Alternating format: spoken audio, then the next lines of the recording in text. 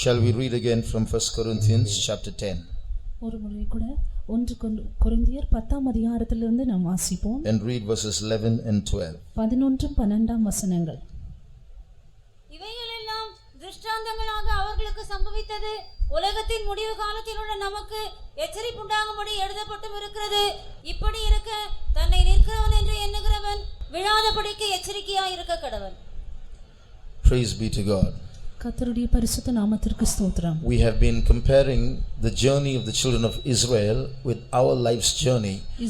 இஸ்ரவேல் ஜனங்களுடைய பிரயாணத்தை நம்முடைய ஜீவியத்தின் பிரயாணத்தோடு நாம் ஒப்பிட்டு பார்த்து கொண்டிருக்கிறோம். As we saw on the first day, we are reaching the end of our journey collectively.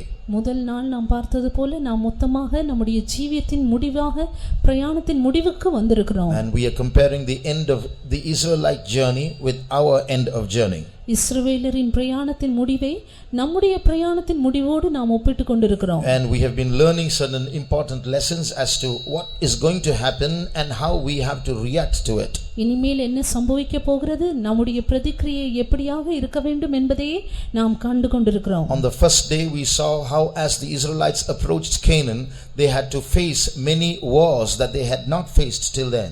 முதல் நாளில் நாம் பார்த்தபோது இஸ்ரவேல் ஜனங்கள் கானானோடு சமீபமாக வந்தபோது அவர்கள் இதுவரையும் கண்டிராத யுத்தங்களை சந்திக்க வேண்டியதாயிற்று. In the same way as the church reaches the end of its journey, it will face many wars. அதுபோலவே சபையும் கூட தன்னுடைய ஓட்டத்தின் முடிவுக்கு நேராக போய் கொண்டிருக்கிறதான இந்த நாட்களில் अनेक யுத்தங்கள் சந்திக்க வேண்டியதாக இருக்கிறது. And to face those wars we must be armed with the mind of suffering, we saw. இந்த யுத்தங்களை சந்திக்கும்படியாக நாம் பாடுபடுகிற சிந்தையை ஆயுதமாக தரித்துக் கொள்ள வேண்டும் என்று நாம் பார்த்தோம். On the second day we saw how to prevent the birth of the Messiah, many nations went into Canaan and sat there to prevent the Israelites from entering inside. இரண்டாவது நாளில் மேசியா பிறக்க கூடாது என்பதற்காக अनेक ஜாதிகள் இஸ்ரவேல் ஜனங்கள் கானான் தேசத்தில் பிரவேசிக்கும் முன்பதாகவே போய் அங்கு குடியிருந்ததாக நாம் பார்க்கிறோம். In the same way, to prevent the birth of the man child or a group of people from getting caught up at the coming of the Lord,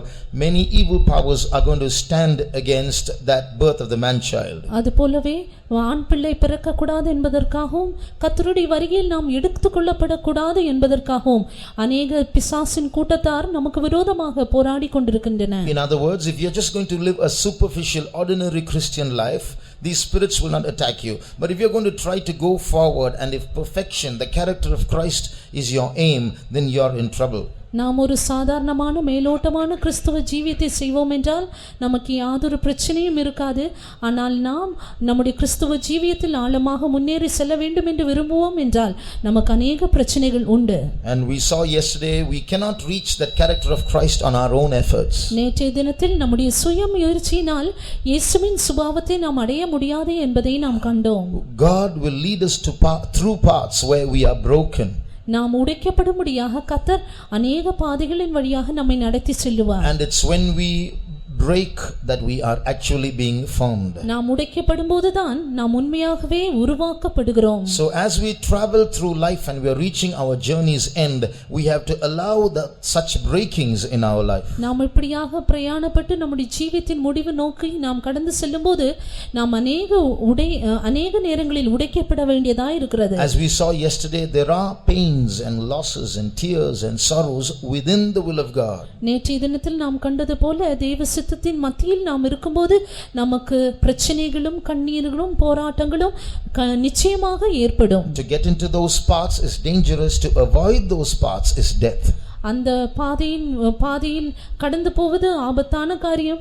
ஆனால் அந்த பாதையை விட்டு செல்வது மரணத்துக்கு ஏதுவான காரியம். A Christian philosopher once said, ஒரு கிறிஸ்தவ தத்துவஞானி இப்படியாக சொன்னார். He said, I came to know my God more through my sad moments than in my happy moments. என்னுடைய சந்தோஷமான நேரங்களை பார்க்கிலும் என்னுடைய துக்கமான நேரங்களில் நான் தேவனை அதிகமாக அறிந்து கொண்டேன் என்று சொன்னார். So it is through these painful parts that are within the will of God that are actually the good parts that make us and mold us, although our flesh may not like it.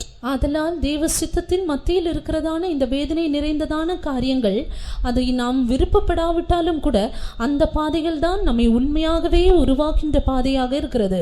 Today we are going to learn one more lesson. இன்றைய தினத்தில் நாம் மற்றொரு பாடத்தை கற்றுக்கொள்ள போகிறோம்.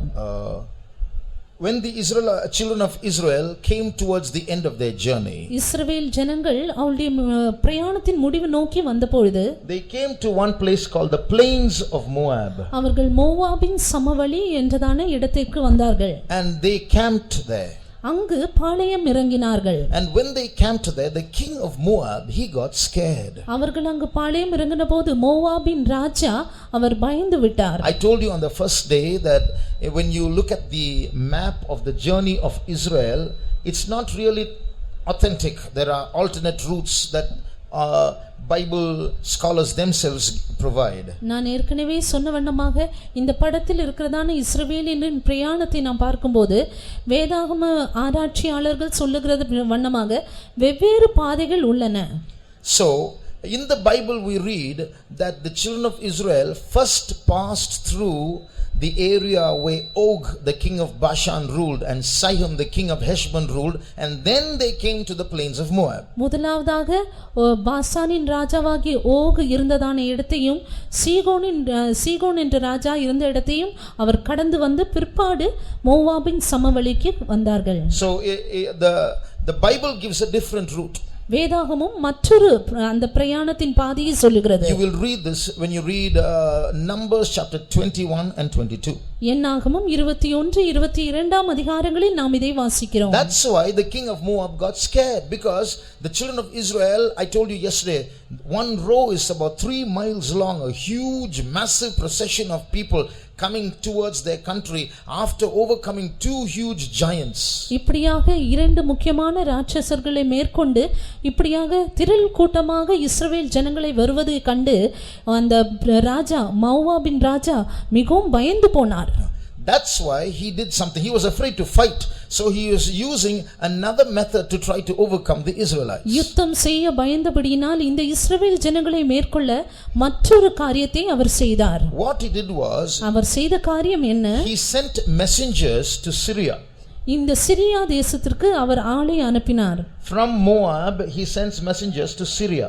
மோவாபிலிருந்து இந்த Syria தேசத்திற்கு அவர் தூதர்களை அனுப்பினார். And there was a magician there. அங்கு ஒரு மந்திரவாதி இருந்தார். His name was Balaam. அவருடைய பெயர் பிலேயாம். Although the Bible calls Balaam a prophet, பிலேயாமை வேதாகமம் ஒரு தீர்க்கதரிசி என்று சொன்னாலும் கூட he was not a true prophet, he was a false prophet. உண்மையான ஒரு தீர்க்கதரிசியாய் அவன் இருக்கவில்லை, பொய்யான தீர்க்கதரிசியாய் இருந்தார். If you read Numbers chapter 23 and verse 7, என்னாகமம் 23 அதிகாரம் 7 வசனத்தில் நாம் வாசிக்கிறது போல, we read that he came from the mountains of Aram. ஆராம் பர்வதத்திலிருந்து அவன் வந்ததாக நாம் பார்க்கிறோம். Read that verse please. அப்பொழுது அவன் தன் வாக்கியத்தை எடுத்துரைத்து மோவாபின் ராஜாவாகிய பாலாக் என்னை கிழக்கு மலைகளில் உள்ள ஆராமிலிருந்து வரவழைத்து, நீ வந்து எனக்காக யாக்கோபை சபிக்க வேண்டும், நீ வந்து இஸ்ரவேலை வெறுத்து விட வேண்டும் என்று சொன்னான். So here we read that this man Balaam came out of Aram, out of the mountains of the east. இந்த பிலேயாம் கிழக்கு மலைகளிலிருந்து ஆராமிலிருந்து வரவழைக்கப்பட்டான் என்று நாம் வாசிக்கிறோம். This Aram is the old name for Syria. இந்த ஆராம் என்று சொல்வது சிரியா தேசத்தின் பழைய பெயராக இருக்கிறது. It is from this Aram that the language called Aramaic comes. இந்த ஆராம் தேசத்திலிருந்து தான் அந்த அராமிக் லாங்குவேஜ், அந்த பாஷை வருகிறது. If you turn to Daniel chapter 2, தானியேல் 2 அதிகாரத்தில் நாம் வாசிப்போம் என்றால், the book of Daniel is written in 2 languages. தானியேலின் புத்தகம் 2 பாஷைகளில் எழுதப்பட்டிருக்கிறது. Part of it is in Hebrew. அதன் ஒரு பகுதி எபிரேய பாஷையிலும், but from chapter 2 and verse 4 onwards till the end of chapter 7, that whole chunk is written in Aramaic. 2 அதிகாரம் 4 வசனத்திலிருந்து 7 அதிகாரம் வரையும் அராமிக் பாஷையில் எழுதப்பட்டிருக்கிறது. But if you read verse 4, ஆனால் 4 வசனத்தில் நாம் வாசிப்போம் என்றால், read verse 4. அப்பொழுது கல்தேய ராஜாவை நோக்கி, ராஜாவே, நீர் என்றும் வாழ்க, சொப்பனத்தை உமது அடியாருக்கு சொல்லும், அப்பொழுது அதன் அர்த்தத்தை விடுவிப்போம் என்று சீரிய பாஷையிலே சொன்னார்கள். சீரிய பாஷையில் சொன்னார். See, they are speaking in the Syrian language, but the whole writing in the original tongue is in the Aramaic language. அவர்கள் பேசினது சிரிய பாஷையில், ஆனால் அவர்கள் எழுதினதெல்லாம் இந்த அரமிக் பாஷையில் எழுதினார்கள். So it means both are the same. Syriac is the new name for Aramaic. அப்படி என்றால் இவை இரண்டும் ஒன்றாக இருக்கிறது. அராமிய தேசத்திற்கு மற்றொரு பெயர் சிரியா என்பதாகும். So to cut a long story short, Balaam came from the country of Syria and came to Moab to help Balak, the king of Moab, to curse Israel. Balaam Syria தேசத்திலிருந்து இந்த மோவாபின் ராஜா பாலாக்கை உதவி செய்யும்படியாக இந்த இஸ்ரவேல் ஜனங்களை சபிக்கும்படியாக கடந்து வந்தான். The plains of Moab are somewhere here. இந்த மோவாபின் சமவெளி இங்கு காணப்படுகிறது. The king of Moab sends messengers to Syria, and Balaam comes from there right here, and he is now joining the king of Moab to curse Israel who are encamped there. இந்த மோவாபின் ராஜாவானவர் அவர் இந்த பிலேயாமை Syria தேசத்திலிருந்து வரவழைத்து இஸ்ரவேல் ஜனங்களை சபிக்கும்படியாக சொல்லுகிறார். Now I told you he is not a God's prophet. இவர் ஒரு தேவனுடைய தீர்க்கதரிசி அல்ல. If you read from Numbers chapter 24 and verse 1, என்னாகமம் 24ஆம் அதிகாரம் 1ஆம் வசனத்தில் நாம் வாசிக்கும் பொழுது we read that he sought enchantments. அவன் குறி சொல்லுகிறதை நாடினான் என்று நாம் பார்க்கிறோம். நிமித்தம் பார்த்தான் என்று பார்க்கிறோம். Read it please. இஸ்ரவேலை ஆசீர்வதிப்பதே கர்த்தருக்கு பிரியம் என்று பிலேயாம் கண்டபோது அவன் முந்தி செய்து வந்தது போல நிமித்தம் பார்க்க போகாமல். Enough. See, till then he was using enchantments. அதுவரையும் அவன் நிமித்தம் பார்த்து கொண்டிருந்தான். Again if you read Joshua chapter 13 and verse 22, மறுபடியுமாக யோசுவா 13ஆம் அதிகாரம் 22ஆம் வசனத்தில் நாம் வாசிக்கும் பொழுது there we read Balaam was a soothsayer. அங்கு பிலேயாம் குறி சொல்லுகிறவன் என்று நாம் பார்க்கிறோம். இஸ்ரவேல் புத்திரர் வெட்டின மற்றவர்களோடும் கூட பேயோரின் குமாரனாகிய பாலாம் என்னும் குறி சொல்லுகிறவனையும் பட்டயத்தினால் வெட்டி போட்டார்கள். In Tamil you have two names for Balaam. பாலாக்குக்கு இரண்டு பெயர்கள் தமிழில் உண்டு. Balaam. பிலேயாமுக்கு இரண்டு பெயர். Here it's called Balaam. In other places it's called Bileam, but both are the same person. ஒரு இடத்தில் பிலேயாம் என்றும் மற்றொரு இடத்தில் பாலாம் என்றும் இரண்டும் ஒரே ஆள்தான். So this Balaam is called a soothsayer in this verse. இந்த பிலேயாம் இந்த இடத்தில் குறி சொல்லுகிறவன் என்று சொல்லப்பட்டிருக்கிறது. So in brief he belongs to Syria. He is not God's prophet. He is a soothsayer. He uses enchantments. In short, he is a magician now hired by the king of Moab to curse or do magic against Israel. சுருக்கமாக சொல்ல வேண்டும் என்றால் இந்த பிலேயாம் என்பவன் தேவனுடைய தீர்க்கதரிசி அல்ல. Syria தேசத்திலிருந்து வந்து குறி சொல்லுகிறவனாய் காணப்பட்டான். அவன் ஒரு மந்திரவாதியாக காணப்பட்டான். மோவாப் தேசத்தின் ராஜா அவனை வரவழைத்திருந்தார். Normally magicians do witchcraft against individuals or families, but here Balaam is being hired to do witchcraft against a whole nation. சாதாரணமாக நாம் பார்க்கும்போது பில்லி சூனியக்காரர்களை அழைத்து ஒரு நபருக்கு விரோதமாக இல்லாவிட்டால் ஒரு குடும்பத்தாருக்கு விரோதமாக பில்லி சூனியம் செய்ய வேண்டும் என்று சொல்லுகிறார்கள். ஆனால் இங்கு பிலேயாம் ஒரு தேசத்துக்கு விரோதமாக பில்லி சூனியம் செய்யும்படியாய் வந்திருக்கிறான். Just like common witch doctors cut animals and offer sacrifices and shed blood in order to make their magic successful, we see Balaam doing the same thing. He brings oxen and cuts them and offers sacrifices. சாதாரணமாக மந்திரவாதிகள் தங்களுடைய மந்திரங்களை சொல்லும்படியாக ஜெயமாக அமைக்கும்படியாக அவர்கள் மிருகங்களை பலியிடுகிறார்கள். அதுபோலவே இங்கு பிலேயாம் செய்கிறான்.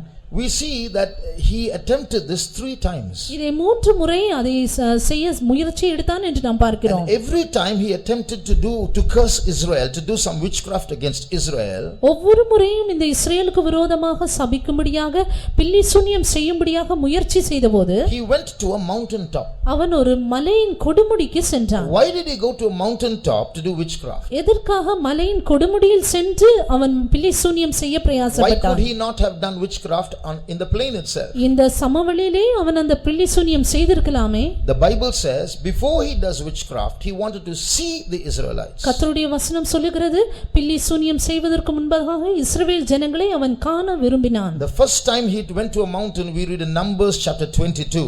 முதல் முறை அவன் பில்லி சூனியம் செய்வதை நாம் என்னாகமம் 22ஆம் அதிகாரத்தில் பார்க்கிறோம். He went to what is called the high places of Baal and to see the utmost people from thence. So he wanted to see the whole camp of Israel. So it was a high place. இங்கு பாலின் கொடுமுடிக்கு சென்று அங்கிருந்து இஸ்ரவேல் ஜனங்களை கண்டு பில்லி சூனியம் செய்ய விரும்பினதாக நாம் பார்க்கிறோம். Read that verse please. Numbers 22:41. என்னாகமம் 22ஆம் அதிகாரம் 41ஆம் வசனம். மறுநாள் காலமே பாலாக் பிலேயாமை கூட்டிக் கொண்டு அவனை பாகாலுடைய மேடுகளில் ஏற பண்ணினான். அவ்விடத்திலிருந்து பிலேயாம் ஜனத்தின் கடைசி பாளையத்தை பார்த்தான். So he could see the end of the camp. அங்கு ஜனத்தின் கடைசி அந்த பாளையத்தின் முடிவை அவன் பார்க்கக்கூடியதாக இருந்தது. So before doing witchcraft or magic, he wants to see the whole camp. பில்லி சூனியம் செய்வதற்கு முன்பதாக முழு பாளையத்தையும் பார்க்க விரும்பினான். But he didn't succeed. ஆனால் அவன் ஜெயம் பெறவில்லை. So he went to another mountain to look at the Israelites from a different angle. அதனால் இஸ்ரவேல் ஜனங்களை வேறொரு கோணத்திலிருந்து பார்க்கும்படியாக வேறொரு மலையின் கொடுமுடிக்கு சென்றதாக பார்க்கிறோம். In the next chapter, chapter 23 and verse 13, Balak tells him, I'll take you to another place. You don't have to see the whole camp. You can see a particular area. We'll try to curse from there. 23ஆம் அதிகாரம் 13ஆம் வசனத்தில் முழு பாளையத்தையும் பார்க்க வேண்டாம், அதன் ஒரு பகுதியை மட்டும் பார்த்து பில்லி சூனியம் செய்யலாம் என்று சொன்னார்கள். And then he went to the top of Mount Pisgah, we read. அப்பொழுது பிஸ்கா மலையின் கொடுமுடிக்கு சென்றதாக நாம் பார்க்கிறோம். There again he wanted to see. அங்கேயும் பார்க்க விரும்பினான். So again in Numbers chapter 23 இந்த எண்ணாகமம் 23ஆம் அதிகாரத்தில் and verse 28, 28ஆம் வசனம், we see again he went to a mountain top. மறுபடியுமாக ஒரு மலையின் உச்சிக்கு சென்றான். So why did he want to go to a mountain and have a look at the people before cursing them? அவர்களை சபிப்பதற்கு முன்பதாக எதற்காக மலையின் கொடுமுடிக்கு சென்று அந்த இஸ்ரவேல் ஜனங்களை காண வேண்டும் என்று விரும்பினான்? The reason was Balaam wanted to see some kind of perverseness or iniquity or idolatry that was in Israel, which became a spot in them or a door for witchcraft to prevail against them. அதற்கு காரணம் என்னவென்றால் இஸ்ரவேல் ஜனங்களுக்கு விரோதமாக பில்லி சூனியம் செய்ய ஒரு துவாரத்தை கண்டுபிடிக்கும்படியாக, ஒரு பாவத்தை, ஒரு குற்றத்தை, ஒரு அக்கிரமத்தை கண்டுபிடிக்கும்படியாக அவன் பிரயாசப்பட்டான். So that's why he is trying to look at the camp of Israel from different angles. Perhaps he can find a golden calf or a statue of Baal somewhere there, and that becomes an avenue, a doorway for curses to enter into the camp of Israel. அதனால் பல்வேறு கோணங்கள் வழியாக பார்த்து இஸ்ரவேல் ஜனங்களுக்குள் ஏதாவது அக்கிரமம், குற்றம், இல்லாவிட்டால் இந்த விக்கிரக ஆராதனை, பாகாலுடைய சிலை இதெல்லாம் இருக்கிறதா என்று கண்டுபிடிக்கும்படியாக பிரயாசப்பட்டான். Unfortunately, no matter from which angle he viewed Israel, he could not find any such iniquity. துரதிர்ஷ்டவசமாக எந்த விதத்திலும் எந்த கோணத்திலும் அவனால் இஸ்ரவேல் ஜனத்துக்குள் குற்றம் கண்டுபிடிக்க முடியவில்லை. And therefore he was not able to curse Israel. ஆதலால் இஸ்ரவேல் ஜனங்களை அவனால் சபிக்க முடியவில்லை. That's why in one of his sayings he tells, God has not seen any iniquity or perverseness in Israel. That's why there is no enchantment or divination against Israel. ஆதலால் ஒரு இடத்தில் அவன் இப்படியாக சொல்லுகிறார், கர்த்தர் யாக்கோபில் அக்கிரமத்தையும் இஸ்ரவேலில் குற்றத்தையும் காண்கிறதில்லை, ஆதலால் அவர்களுக்கு விரோதமான மந்திரமும் பில்லி சூனியமும் இல்லை என்று சொல்லுகிறார். So this is evidence that this is what he was trying to do.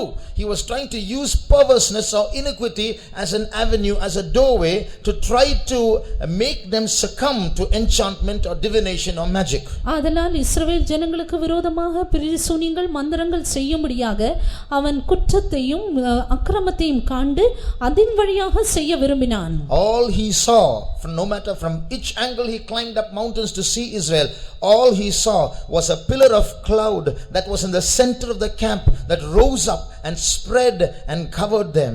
எந்த மலையின் கொடுமுடியிலிருந்து எந்த கோணத்திலிருந்து இவர்களை பார்த்தாலும் இந்த இஸ்ரவேல் ஜனங்களின் பாளையத்தின் நடுவில் நின்றதான அந்த மேக ஸ்தம்பத்தை அவனால் காண முடிந்தது. So that pillar of cloud was the presence of God in the camp.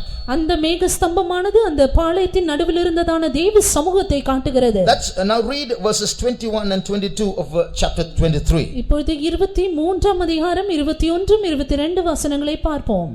அவர் யாக்கோபிலே அக்கிரமத்தை காண்கிறதும் இல்லை, இஸ்ரவேலிலே குற்றம் பார்க்கிறதும் இல்லை. அவர்களுடைய தேவனாகிய கர்த்தர் அவர்களோடு இருக்கிறார். ராஜாவின் ஜெயகம்பீரம் அவர்களுக்குள்ளே இருக்கிறது. 1 minute. See, he is watching the camp from far away, from a mountain top.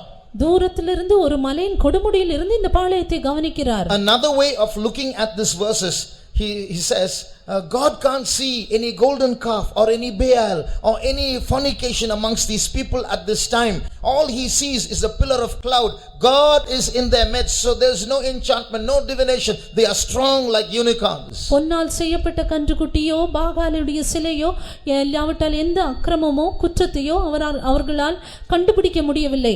அதனால் அவன் சொல்லுகிறார், தேவனாகிய கர்த்தர் அவர்களோடே இருக்கிறார், அவருடைய மத்தியில் இருக்கிறார் என்று சொல்லுகிறார். So this is one thing that we see as the Israelites came to the end of their journey. இஸ்ரவேல் ஜனங்கள் தங்களுடைய பிரயாணத்தின் முடிவில் வந்தபோது நாம் இந்த காரியத்தை காண்கிறோம். And we have a lesson to learn from this as we reach the end of our journey. இதிலிருந்து நமக்கும் படிக்க வேண்டியதான ஒரு பாடம் இருக்கிறது. ஏனென்றால் நாமும் நம்முடைய பிரயாணத்தை முடிவை நோக்கி போய் கொண்டிருக்கிறோம். In these last days magical powers are going to rise up against the people of God. இந்த கடைசி நாட்களில் மந்திரவாதத்தின் வல்லமை, பில்லி சூனியத்தின் வல்லமை தேவ ஜனங்களுக்கு விரோதமாய் எழும்பிக் கொண்டிருக்கிறது. It is already on the rise. அது ஏற்கனவே அது எழும்பிக் கொண்டிருக்கிறது. And it's going to increase even more in these last days as we make our journey towards heavenly Canaan. நம்முடைய பரலோக கானானை நோக்கி நாம் செய்கிறதான இந்த பிரயாணத்தின் முடிவில் அது இன்னும் அதிகமாக கிரியை செய்யும். Even in India so many people are doing witchcraft. India தேசத்திலே அநேக ஜனங்கள் பில்லி சூனியம் செய்கிறார்கள். Africa is full of witchcraft. Africa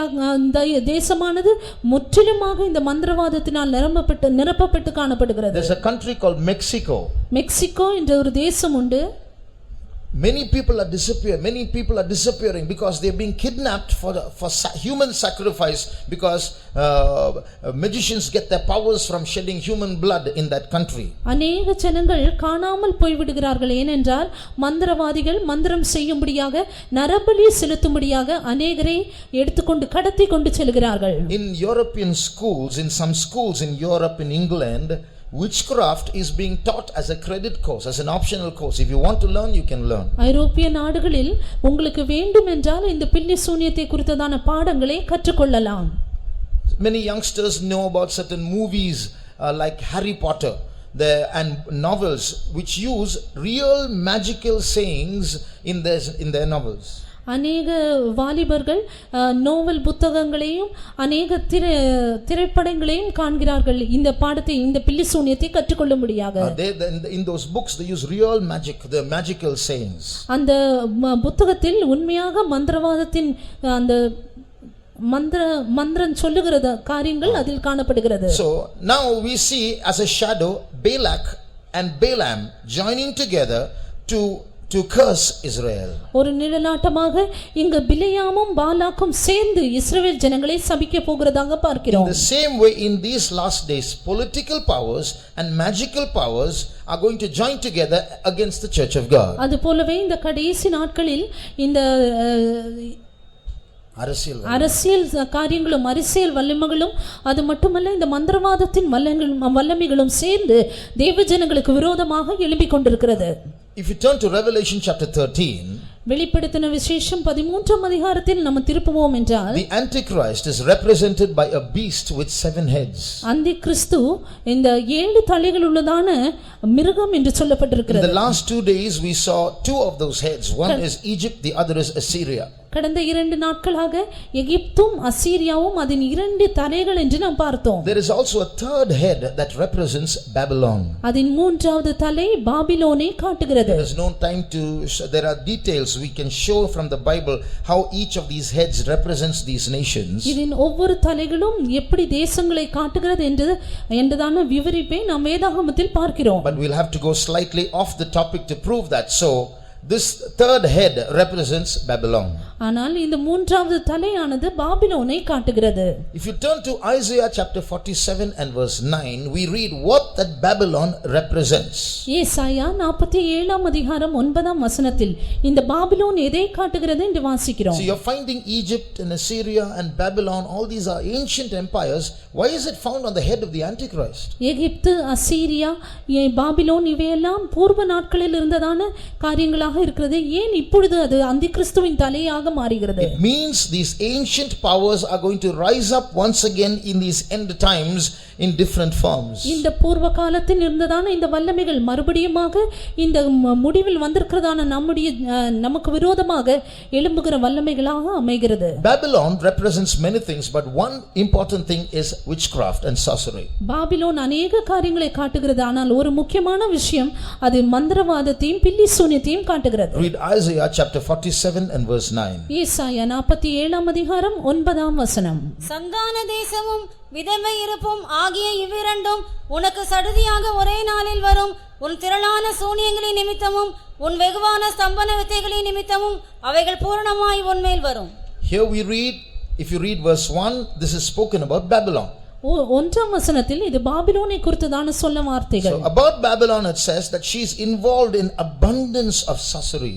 திரளான சூனியத்தின் நிமித்தம் என்று பாபிலோனை குறித்து சொல்லப்பட்டிருக்கிறது. So this abundance of sorcery is now appearing on the head of the beast, the Antichrist. இந்த திரளான சூனியமானது இந்த அந்திகிறிஸ்துவின் தலையாக மாறுகிறது. Just like Balak is a political power and Balaam is a spiritual or magical power. Palak என்று சொல்வது அரசியல் வல்லமை காட்டுகிறது, பிலேயாம் என்று சொல்வது பில்லி சூனியத்தின் வல்லமை காட்டுகிறது. The same way the Antichrist is going to rise up like a political power, and to back him up, to support him, the false prophet is going to rise up just like Balaam as a false prophet. This ultimate false prophet is going to rise up with many spiritual devilish powers. அதுபோலவே அரசியல் வல்லமை உடையதான இந்த அந்திகிறிஸ்துவை ஆதரிக்கும்படியாக அவனோடு இருக்கும்படியாக கள்ளத்தீர்க்கதரிசி பிலேயாம் எப்படி கள்ளத்தீர்க்கதரிசியா இருந்தானோ அதுபோலவே சூனியத்தின் வல்லமை உண்டதான கள்ளத்தீர்க்கதரிசி எழும்புவான்.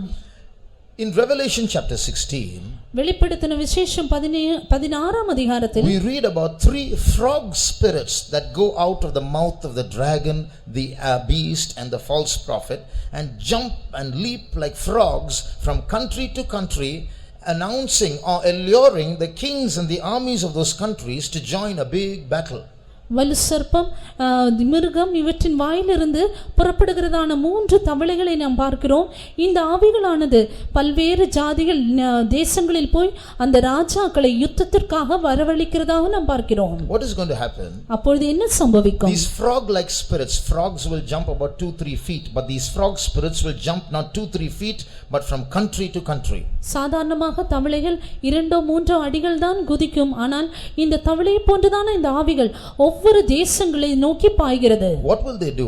இவைகள் என்ன செய்யும்? See, these days many world leaders have spiritual counselors. They have contact with spirits, and those spirits are guiding these leaders. So those spirits will tell the counselors, tell your king to do this, and the king consults them. So many people have diviners or sorcerers as counselors, many world leaders. அநேக உலக தலைவர்களே அநேக ஆவிகள் ஆள போகிறது. அவர்களுக்கு பில்லி சூனியக்காரர்கள் எல்லாம் அவருடைய ஆலோசனைக்காரர்களாக மாறிவிடுவார்கள். So the spirits will give those magicians counsel or sorcerers counsel. That counsel will be passed to the king. இந்த ஆவிகளானது இந்த மந்திரவாதிகளுக்கு அதன் ஆலோசனைகளை கொடுக்கும். இந்த ஆலோசனையை அவர்கள் ராஜாக்களுக்கு கொடுப்பார்கள். So already many leaders of nations are consulting magical powers. ஏற்கனவே சில தலைவர்கள் இந்த மந்திரவாதத்தின் வல்லமைகளை ஆலோசனையின் கேட்டுக்கொண்டிருக்கிறார்கள். So just like Balak and Balaam got together, just like the Antichrist and the false prophet are going to get together, already world leaders have counselors, magicians as counselors. எப்படியாக பாலாக்கும் பிலேயாமும் சேர்ந்தார்களோ அதுபோல அந்திகிறிஸ்துவும் கள்ளத்தீர்க்கதரிசியும் சேர்கிறார்களோ அதே போல அநேக உலக தலைவர்கள் பில்லி சூனிய வல்லமையோடு சேர்ந்து இருக்கிறார்கள். So these frog spirits will go from country to country and speak in the ears of these magician counselors. இந்த தவளை போன்றதான இந்த வல்லமைகள் தேசத்தை நோக்கி பாய்ந்து அந்த தேசத்தில் இருக்கிறதான பில்லி சூனியக்காரர்களுக்கு ஆலோசனை கொடுக்கும். So very quickly all these magician counselors of the world will get the same news.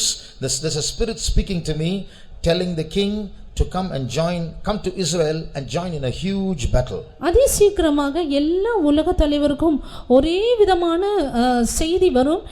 இது நாம் எல்லோரும் சேர்ந்து இந்த இடத்திற்கு போய் யுத்தம் செய்ய வேண்டும் என்று சொல்லும். That's called the battle of Armageddon. இதுதான் அர்மகதோன் யுத்தம். So just all this is going to happen very quickly. இதெல்லாம் அதிசீக்கிரமாய் நடக்க போகிறது. So these political powers and magical powers are going to join together and try to curse or work against the church of God. இந்த அரசியல் வல்லமைகளும் பில்லி சூனியத்தின் வல்லமைகளும் சேர்ந்து தேவனுடைய சபைக்கு விரோதமாய் கிரியை செய்ய போகிறது. So when these powers are going to rise up against the church of God and try to curse us, the people of God, இந்த வல்லமைகள் எல்லாம் சேர்ந்து தேவனுடைய பிள்ளைகளாகிய நம்மை சபிக்க பிரயாசப்படும் பொழுது there is one very important truth or law that we all have to keep for our protection. நாம் எல்லோரும் நம்முடைய பாதுகாப்புக்கென்று நாம் கடைபிடிக்க வேண்டியதான முக்கியமான ஒரு பிரமாணம் உண்டு. It is something very important which if we don't keep, our powers will go.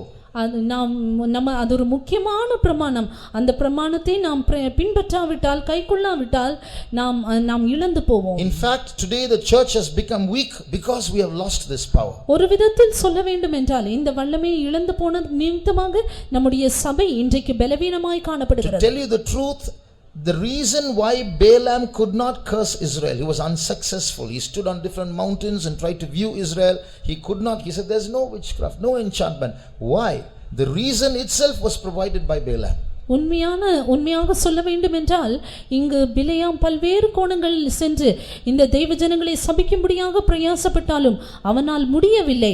அவனே அதன் காரணத்தை கூறுகிறான். Read Numbers chapter 23 verse 9. என்னாகமம் 23ஆம் அதிகாரம் 9ஆம் வசனம். கன்மலை உச்சியிலிருந்து நான் அவனை கண்டு குன்றுகளிலிருந்து அவனை பார்க்கிறேன். அந்த ஜனங்கள் ஜாதிகளோட கலவாமல் தனியே வாசமாயிருப்பார்கள். அந்த ஜனங்கள் ஜாதிகளோட கலவாமல் தனியே வாசம் பண்ணுவார்கள். These people are not reckoned among nations and they shall dwell alone. இது நிமித்தம் தான் இவர்களுக்கு காண்டாமிருகத்திற்கொத்த பலன் உண்டு என்று பிலேயாமே சொல்லுகிறார். It is because of this Balaam says they have the strength of the unicorn. இதுதான் நம் புதிய ஏற்பாட்டில் நாம் கடைபிடிக்க வேண்டியதான ஒரு முக்கியமான சத்தியம். This is one of the important truth that we have to hold on in this New Testament. இந்த ஜனங்கள் ஜாதிகளோடு கலந்து கொள்ளாதபடிக்கு அவர்கள் தனியே வாசம் பண்ணுகிற ஜனமாய் இருந்தபடினால் தான் அவர்களுக்குள் அக்கிரமமோ அவர்களுக்குள் எந்த விதமான தீட்டோ பிலேயாம் அவர்களை சபிக்கக்கூடிய ஒரு துவாரமோ இல்லாமல் இருந்தது. It is because these people dwelt alone and cannot be reckoned among the nations that there was found no defilement, no hole through which Balaam could curse them. புதிய ஏற்பாட்டில் இதுதான் வேறுபாட்டின் ஜீவியம் என்று சொல்லுகிறோம். This is called as life of separation in the New Testament. தேவன் சபையை உலகத்திலிருந்து பிரித்தெடுத்திருக்கிறார். God has separated the church from the world. ஆகையால் நாம் ஒரு தனியே வாசம் பண்ணுகிற ஜனக்கூட்டமா இருக்கிறோம். Therefore we are a nation who are reckoned to be alone. ஆகையால் எங்கே உலகத்தினுடைய வேஷம் இருக்கிறதோ அங்கே பிசாசுக்கு நம்மை சபிக்கக்கூடிய ஒரு துவாரம் இருக்கிறது. Therefore where there is the fashion of this world, there is the hole for the work of the devil. இது நிமித்தம் தான் இந்த சபையில் நாங்கள் கண்டிப்பா இருக்கிறோம். It is because of this we are very strict in this church. கண்டிப்பு குறையும் என்றால் சாத்தானுக்கு வாசல்கள் பெருகும். When the strictness decrease, then the way or the entrance will be for the devil. ஒரு முறை நான் ஊழியம் செய்து கொண்டிருந்த ஒரு சபையில் once in a church where I ministered, ஒரு கொத்தனார் இருந்தார். அவர் நம்முடைய ஃபெய்த் ஹோமில் வேலை செய்து கொண்டிருந்தார். There was a mason who worked in our faith home. அவர் நம்முடைய சபைக்கு வந்து கூட்டங்களுக்கு வந்து அவர் ரட்சிக்கப்பட்டார், ஞானஸ்நானமும் எடுத்தார். He attended the meetings of our church and even took water baptism. ஆனால் அவருடைய வீட்டிற்கு விரோதமா குடும்பத்திற்கு விரோதமா சில மந்திர சக்திகள் கிரியை செய்து கொண்டிருந்தது. But there were magical powers working against his family. ஒரு நாள் அவர் ரோட்டில் நடந்து கொண்டிருக்கும்போது one day when he was walking on the road, அவர் எதிரில் இவருக்கு விரோதமாய் மந்திரம் செய்த அந்த நபர் வந்து கொண்டிருக்கிறார். The person who did the magic against him, he was coming opposite to him. அப்ப அந்த மனுஷன் இந்த கொத்தனார் இடத்தில் கேட்கிறார். That man asked this mason, நீ ஏன் அந்த சபைக்கு போற? Why do you go to that church? எத்தனையோ சபைகள் இருக்கு, அங்க போலாம், நீ ஏன் அந்த சபைக்கு போற? There are many other churches, why do you go to that church? அவருக்கு ஒரு புதிய மனுஷன், அவருக்கு பதில் சொல்ல தெரியவில்லை. நான் அங்க வேலை செய்து கொண்டிருந்தேன், ஆகையால் அங்கே போகிறேன் என்று சொன்னார். He was a new man, therefore he said, it is because I worked there I went to that church. அப்பொழுது என்னிடத்தில் வந்து அடுத்த கூட்டம் வரும்போது என்னிடத்தில் வந்து, ஐயா இப்ப பாருங்க அந்த மனுஷன் வந்து என்கிட்ட ஏன் இந்த சபைக்கு போறேன் அந்த சபைக்கு போக கூடாதுலாம் கேக்குறேன், எனக்கு என்ன பதில் சொல்ல வேண்டும் என்று தெரியவில்லை என்று சொன்னார். Then in the next meeting the man came and said, see that man is saying, why do you go to this church, why don't you go to that church? அப்பொழுது நான் கேட்டேன், நீ எந்த சபைக்கு போனா அவருக்கு என்ன? Then I asked, what is that to him?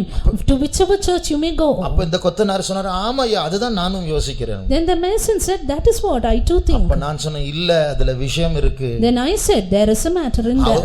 அவருடைய மாந்திரிக சக்திகள் உனக்கு விரோதமா கிரியை செய்ய முடியவில்லை இங்க வருகிறதுனால. Because you come to this church, the magical powers are not able to work. ஏனென்றால் இங்க நாம் தனியே வாசம் பண்ணுகிற ஜனங்கள் ஜாதிகளோடு கலவாமல் இருக்கிறோம். உலகத்தினுடைய வேஷங்களை விரோதமாக பிரசங்கம் பண்ணுகிறோம். எளிமையான வாழ்க்கையை செய்ய வேண்டும் என்று சொல்லுகிறோம். தேவையில்லாத இடத்திற்கு போக கூடாது என்று வலியுறுத்தி பேசுகிறோம்.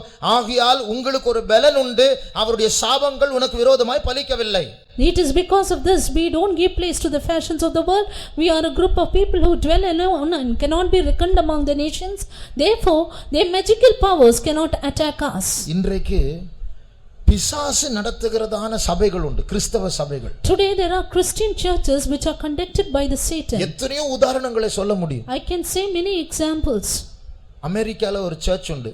There was a church in America. அந்த சபையுடைய பேரே ஸ்னேக் சர்ச், பாம்பு சபை. The name of the church is Snake Church. அந்த சபையுடைய பாஸ்டரே கையில பாம்பு பிடிச்சு தான் பாட்டு பாடுவாங்க. The pastor will sing with snake in his hand. அவங்களுடைய கொள்கை என்னன்னா, நீங்கள் விசுவாசம் உள்ளவர்களா இருப்பீர்களால் கைகளில் சர்ப்பங்களை எடுப்பீர்கள். Their philosophy is that if you believe, then you will take serpents in your hands. எத்தனையோ உபதேசங்கள் என்ன, ஞாயிற்றுக்கிழமை வந்தால் இதுதான் உபதேசம். கையில் ஒவ்வொரு ஞாயிற்றுக்கும் ஒரு பாம்பை கையில எடுத்துட்டு அதுல ஆடிட்டு பாட்டு பாடிட்டு, கிறிஸ்தவ பாட்டுகள் தான், இயேசுவை பற்றி தான். There are many doctrines, but still singing Christian songs, they only take the snake and play with it. சமீபத்தில் அந்த சபையினுடைய சீஃப் பாஸ்டரே ஒரு பாம்பு கொத்தி அவர் மரித்து போனார். Recently the chief pastor of that church died because he was stinged by a serpent. இதை நிரூபிக்க போய் இதனாலே மரித்து போனார்கள். He proved that and finally died because of that. அப்போ ஒரு பாஸ்டருடைய மனைவி இப்படி சொன்னார்கள். One pastor's wife said like this, எனக்கு முன்பாக தீ பொறிகளை போல ஒரு தூதன் நின்று கொண்டிருந்தார். I saw an angel like spark before me.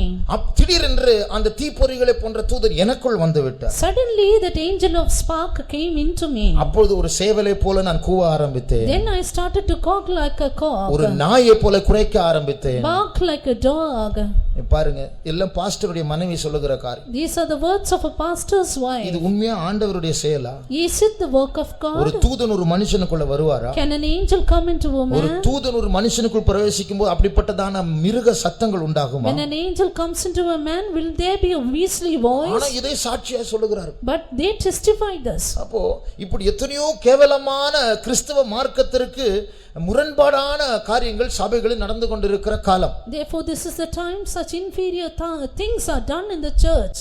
ஆரம்பம் நன்றாய் இருந்திருக்கும். The beginning would have been good. ஆனால் எங்கேயோ அவர்களுக்கு ஒரு துவாரம், அந்த சபைக்குள் சாத்தான் புகுந்து கிரியை செய்வதற்கு, வஞ்சிப்பதற்கு ஒரு துவாரத்தை அவர்கள் விட்டு விட்டார்கள். But they had left some hole for that devil to come in and to penetrate and to work there. இதனால் தான் தேவையில்லாத ஃபங்க்ஷன்ஸ்க்கு, தேவையில்லாத இடங்களுக்கு போக கூடாது என்று நாம் பேசுகிறோம். That is why we strictly advise you not to go for unnecessary functions and to unnecessary places. ஒருவேளை இது உலகத்தாருக்கும் மற்ற கிறிஸ்தவர்களுக்கும் பைத்தியமா இருக்கலாம், ஆனால் இந்த பைத்தியத்தை போல் தோன்றுகிற இந்த கண்டிப்பில் ஒரு பெரிய பாதுகாப்பு மறைந்திருக்கிறது. It may be a madness in the sight of the people of the world, but in this strictness there is a great protection. இந்த ரகசியத்தை பிலேயாம் புரிந்து கொண்டான். நமக்கு புரியுதோ இல்லையோ, பிலேயாமுக்கு புரிந்தது. Balaam understood this secret, whether we understand or not. ஆகையால் தான் இந்த பிலேயாம் சொல்லுகிறார், நான் போகிறேன், என்னால சபிக்க முடியாது. 3 மலைகள் மேலே ஏறி நான் புற்று பார்த்தேன், அவர்களுக்குள் அக்கிரமம் இல்லை, ஒன்றும் இல்லை, மந்திரவாதம் இல்லை, குறி சொல்லுதலும் இல்லை, இவர்களை யாரும் ஒன்றும் பண்ண முடியாது. இவருடைய தேவனையும் அணுகி பார்த்தேன், ஆனால் அவர் ஆசீர்வதிக்க தான் கட்டளை கொடுக்கிறார். That is why Balaam said, I climbed up 3 mountains to the top of it to curse them, but I could not. Even their God is not permitting me to curse them.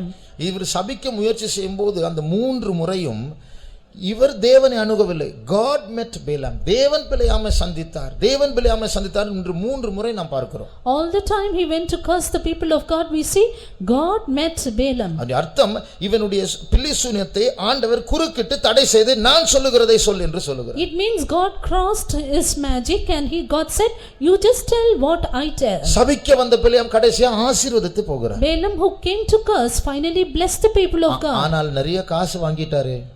But he got much money. அதனால போவதற்கு முன்பாக, Therefore even before he could leave, அவர் பாலாக் ராஜாவை கூப்பிட்டார். he called for the king of Moab. மோவாபின் ராஜாவை அழைத்து, He called the king of Moab நான் ஒரு சர்வதேச மந்திரவாதியாக அழைக்கப்பட்டேன், ஒன்றும் பலிக்கவில்லை. and said, I was called as an international witch doctor, but nothing worked out. ஆனால் ஒரு ஆலோசனை சொல்லுகிறேன். But I want to tell you a counsel. இதை பற்றி தான் புதிய ஏற்பாட்டில் பிலேயாமின் ஆலோசனை என்று நாம் வாசிக்கிறோம். About this we read in the New Testament Balaam's counsel. அந்த பிலேயாமினுடைய ஆலோசனை என்ன?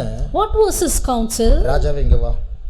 Go king, you come here. இவங்க தனியா இருக்கிற வரைக்கும் நீ உங்களால ஒண்ணும் பண்ண முடியாது. As long as these people are alone, you cannot do anything. ஒரு ஆலோசனை நான் சொல்லி விட்டு போகிறேன். But let me tell you a counsel and then leave. உங்களுடைய பெண் பிள்ளைகளை அவருடைய பாளையத்திற்குள் அனுப்புங்கள். Send your daughters into their camp.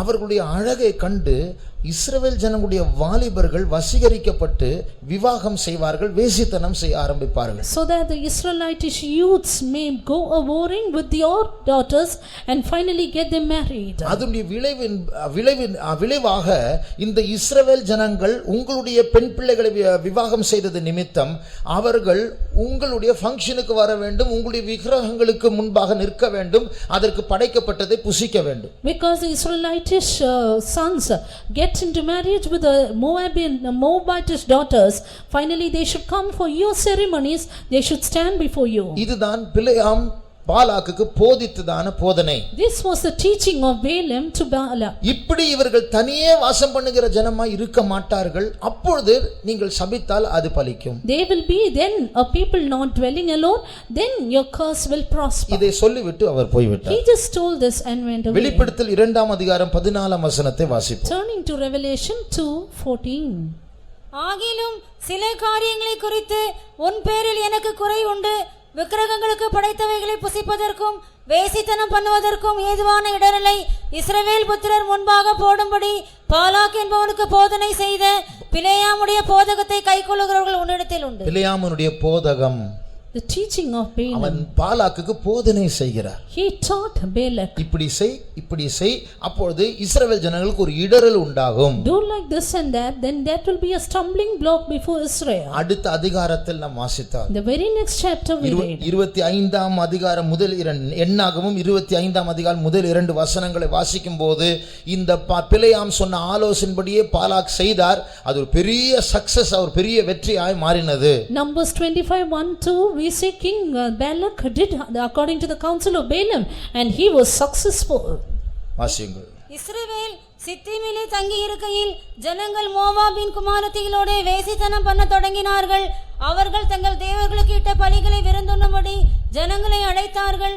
ஜனங்கள் போய் புசித்து அவர்கள் தேவர்களை பணிந்து கொண்டார்கள். இது நடந்த பிறகு, after this took place, இஸ்ரவேல் ஜனங்களுக்கு விரோதமாக எந்த பிலேயாம் வந்து சபிக்க அவசியம் இல்லை, தேவனே அவர்களுக்கு விரோதியா மாறிவிட்டார். there was no need for anyone to come and curse Israel. God himself became the enemy. அது நிமித்தம் 24,000 பேர் மரித்து போனார்கள். Because of that 24,000 people they died. அப்போ ஒரு பெரிய ஒரு சேதம் உண்டாயிற்று. There was a great destruction. பாருங்கள், இதிலிருந்து நாம் யாத்திரையின் பிரயாணத்தின் முடிவுக்கு வந்திருக்கிற நமக்கு ஒரு பெரிய போதனை உண்டு. This is a great teaching, a lesson for us who have come to the end of the journey. இந்த உலகம் நம்முடைய சத்துருவாய் இருக்கிறது. This world is our enemy. இது தேவனுக்கு விரோதமான பகை. உலக சிநேகம் தேவனுக்கு விரோதமான பகை. Friendship of this world is enmity with God. ஒரு பாஸ்டர் இப்படி சொன்னார். A pastor said like this, the only hand that the church can extend towards the world is the hand of salvation. அதாவது சபையானது உலகத்திற்கு நீட்டக்கூடிய ஒரே கரம் ரட்சிப்பின் கரம், வேற கரம் நட்பின் கரம் நீட்ட முடியாது. We cannot stretch forth any other hand toward the world like the hand of friendship. Only the hand of salvation can be stretched out. ஏனென்றால் உலகம் நமக்கு சத்ரு. கை நீட்டினால் ரட்சிப்பின் கரம் மாத்திரம் தான் நீட்ட வேண்டும். Because the world is our enemy, you should stretch your hand only for salvation. மற்றபடி தனியே வாசம் பண்ண வேண்டும். Other than that, we ought to dwell alone. Esther 3ஆம் அதிகாரம் 8ஆம் வசனத்தை வாசிக்கும் Book போது, of Esther chapter 3 and verse 8. ஆமான் இஸ்ரவேல் ஜனங்களை பற்றி சொல்லுகிற சாட்சியை பாருங்கள். Look at the testimony Haman said about the people of Israel. வாசியுங்கள். அப்பொழுது ஆமான் அகாஸ்வேரு ராஜாவை நோக்கி, உம்முடைய ராஜ்யத்தின் சகல நாடுகளிலும் உள்ள ஜனங்களுக்குள்ளே ஒருவித ஜனங்கள் சிதறுண்டு பரம்பி இருக்கிறார்கள். அவர்களுடைய வழக்கங்கள் சகல ஜனங்களுடைய வழக்கங்களுக்கும் விகற்பமாய் இருக்கிறது. பாருங்கள், இவருடைய வழக்கங்கள், இவருடைய பிரமாணங்கள், இவருடைய பழக்கங்கள் சகல ஜனங்களுடைய பழக்கங்களை பார்க்கலாம் விகற்பமாக வித்தியாசமாக இருக்கிறது. Their laws, their habit, their dealings are all different from other people. இதுதான் நம்மை பற்றியும் சொல்லப்பட வேண்டிய சாட்சி. And this is the testimony that is to be said about us too. ஆகையால் இவர்கள் உயிரோடு இருக்க கூடாது ராஜாவே. That is why, O king, they should not be alive. ஆகையால் இப்படிப்பட்ட மந்திர சக்திகள் நமக்கு விரோதமாய் எழும்பும்போது அவர்கள் நம்மை பற்றி சொல்ல வேண்டிய சாட்சி இதுதான். Therefore this is the testimony that the magical powers should say about us when they rise up against us. சினிமாக்கு வான்னு சொன்னா வர மாட்டேங்கிறாங்க. And when we ask them to go to cinema, they don't come. இந்த பார்ட்டிக்கு வா, அங்க பார்ட்டிக்கு வா, நம்ம வாங்க அந்த அதிசயம் என்கிறதான அந்த அம்யூஸ்மென்ட் பார்க்குக்கு போகலாம் என்று சொன்னால் வர மாட்டார்கள். And when we call them for various amusement parks and various other parties, they don't come. அவர்கள் எப்போதும் தனியா இருப்பாங்க. They always dwell alone. இதுதான் நம்முடைய சாட்சி. This is our testimony. இதுதான் நம்முடைய வெற்றியின் ரகசியம். And this is the mystery of our victory. நாம மற்றவர்களை பகைக்கிறதுனாலயோ நாம் மற்றவர்களை விட ரொம்ப பரிசுத்தமானவர்கள் என்பதனாலயோ நாம் போகாமல் இருக்கவில்லை. Just because we hate others and we are holy than others, we don't refrain from going there. அதாவது மற்றவர்கள் நம்மை இப்படிப்பட்ட காரியங்களுக்கு கூப்பிடும் பொழுது, when others invite us for these things, நாம் வேண்டாம் என்று சொல்லும் பொழுது, when we refuse that, நீ பெரிய பக்தியோ பெரிய பரிசுத்தவானோ என்று கேட்பார்கள். they may ask, are you so holy, are you so godly? அப்பொழுது நாம் என்ன சொல்ல வேண்டும்? Then what should be our reply? Sorry sir, அதுக்கு நேர் விரோதமான காரியம், நான் ரொம்ப வீக், அதனால தான் வேண்டாம்னு சொல்றேன். அங்க போய் நான் மாட்டிவிட விழுந்துற அந்த குழிக்குள்ள, நீங்க எல்லாம் போய் ரொம்ப ஸ்ட்ராங், நீங்க போங்க, ஆனா என்ன கூப்பிடாதீங்க, நான் ரொம்ப வீக் அப்படின்னு தான் சொல்லி நாம் தவிர்க்க வேண்டும். We only should refuse it saying, I am very weak, but you people are strong enough to go into that. ஆகையால் இப்படி நம்முடைய ஜீவியத்தை நாம் பாதுகாக்கும் போது, உலகத்தினால் கரைபடாமல் ஜீவிக்கும் போது, அங்கேதான் சாபங்கள் நமக்கு விரோதமா பிசாசு அனுப்புகிறதான அம்புகள் வாய்க்காது போகும். When we preserve our lives like that, and when we are unspotted from the world, then the curses will not prosper. எனக்கு நான் ஒரு வீட்டிற்கு விசிட்டிங் போயிருந்தேன் சில வருடங்களுக்கு முன்பாக. Few years back I went for a visiting to a house. அந்த வீட்டில் இருக்கிற சிஸ்டருடைய மாமியார் வேற ஒரு சபையை சேர்ந்தவர்கள். The mother-in-law of that sister of that house, she belonged to another church. அந்த மாமியார் அவருடைய சாட்சியை சொல்லிக் கொண்டிருந்தார். That mother-in-law told about her testimony. Brother, நான் காலையில் 3:30 மணிக்கு எழும்பிடுவேன் பிரேசிங்க்கு, 5:30 மணி வரைக்கும் பிரேசிங் பண்ணுவேன் டெய்லி என்று சொன்னார்கள். And 3:30 I get up for the morning praising and do it till 5:30. காலை வேலைகள் எல்லாம் வேலைக்கு போய் சாயங்காலம் 3:30 மணிக்கு நான் வந்த பிறகு, after my morning chores, after my routine, and then I come in the evening, ஒரு 4 மணியிலிருந்து நான் என்னுடைய வீட்டை சுற்றியுள்ள தெருக்களில் வேகமா நடந்து ஸ்தோத்திரம் ஸ்தோத்திரம் ஸ்தோத்திரம் ஸ்தோத்திரம் என்ற கைகளை தூக்கி நான் சொல்லுவேன். I go through 4 streets around my house and lifting my hands I say praise the Lord. ஏனென்றால் ஆண்டவர் சொன்னால் கால் வைக்கும் இடமெல்லாம் நான் உனக்கு சொந்தமாய் தருவேன். Because the Lord said, all the place where the sole of your feet touches, that will I give you.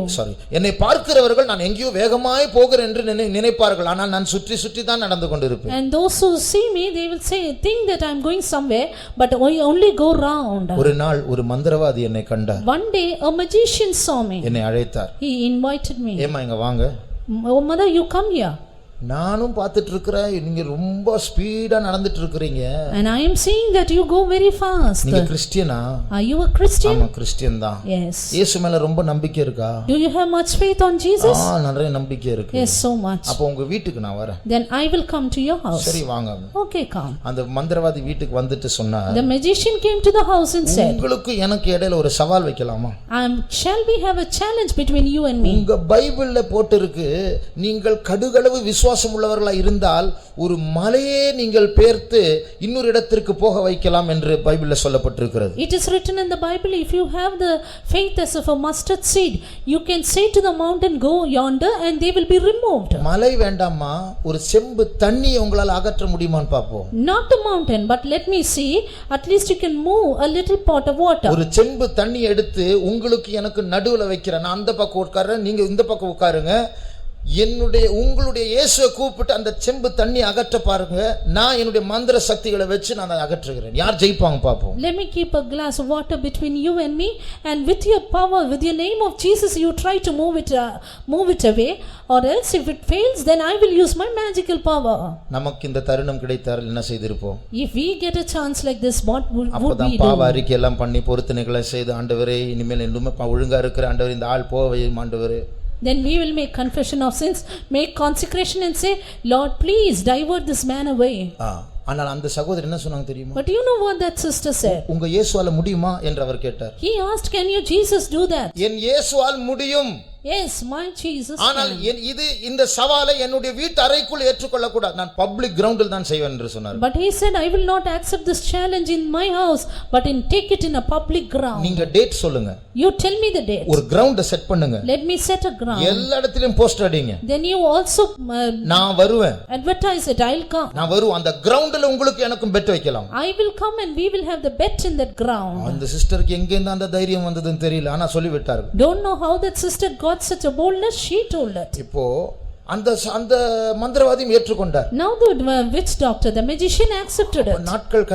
சில நாட்கள் கழித்து after few days அதாவது டேட்டும் ஃபிக்ஸ் பண்ணவில்லை, போஸ்டரும் ஒட்டவில்லை. The date was not fixed, the posters were not stick. அந்த மந்திரவாதி வந்தார் மறுபடியும் அந்த சகோதரி வீட்டுக்கு. That magician came once again to the sister's house. ஏமா அந்த பெட் எல்லாம் நான் ஏற்றுக்கொள்ளவில்லை, I cannot accept this bed. தயவு செய்து விட்டுறல, அந்த பெட் எல்லாம் எனக்கு பயமா இருக்கு. Please forsake it, I am afraid. கதையை சுருக்கமாய் சொல்ல வேண்டும் என்றால் இன்றைக்கு அந்த சகோதரியும் மந்திரவாதியும் தெருக்களாக ஸ்தோத்திரம் ஸ்தோத்திரம் ஸ்தோத்திரம் என்று சொல்லி போய் கொண்டிருக்கிறார்கள். In short to say, that sister and the magician, both of them are going through streets saying praise the Lord. இது போல நாம் நம்முடைய ஜீவியத்தை நாம் பாதுகாத்தால் மந்திரவாதிகள் நம்மிடத்தில் வருவார்கள். It is like this, when we keep our lives, the magician shall come to us. நம் இஸ்ரவேலுக்கு விரோதமாக மந்திரவாதம் இல்லை, குறி சொல்லுதலும் இல்லை என்று சொல்வது உண்மையான ஒரு காரியம். There is no enchantment in Israel or divination against them is a true thing. அடுத்த பாடத்தை கற்றுக்கொள்வதற்கு முன்பாக ஒரு நிமிடம் நம்முடைய கண்களை மூடுவோமா? Even before learning the next subject, let us close our eyes. நம்முடைய குடும்பத்திற்கு விரோதமாக சில தீய சக்திகள் கிரியை செய்கிறதா? Are there evil powers working against our family? உலகம் என்று சொல்லக்கூடிய ஏதாவது துவாரங்கள் இருக்கிறதா?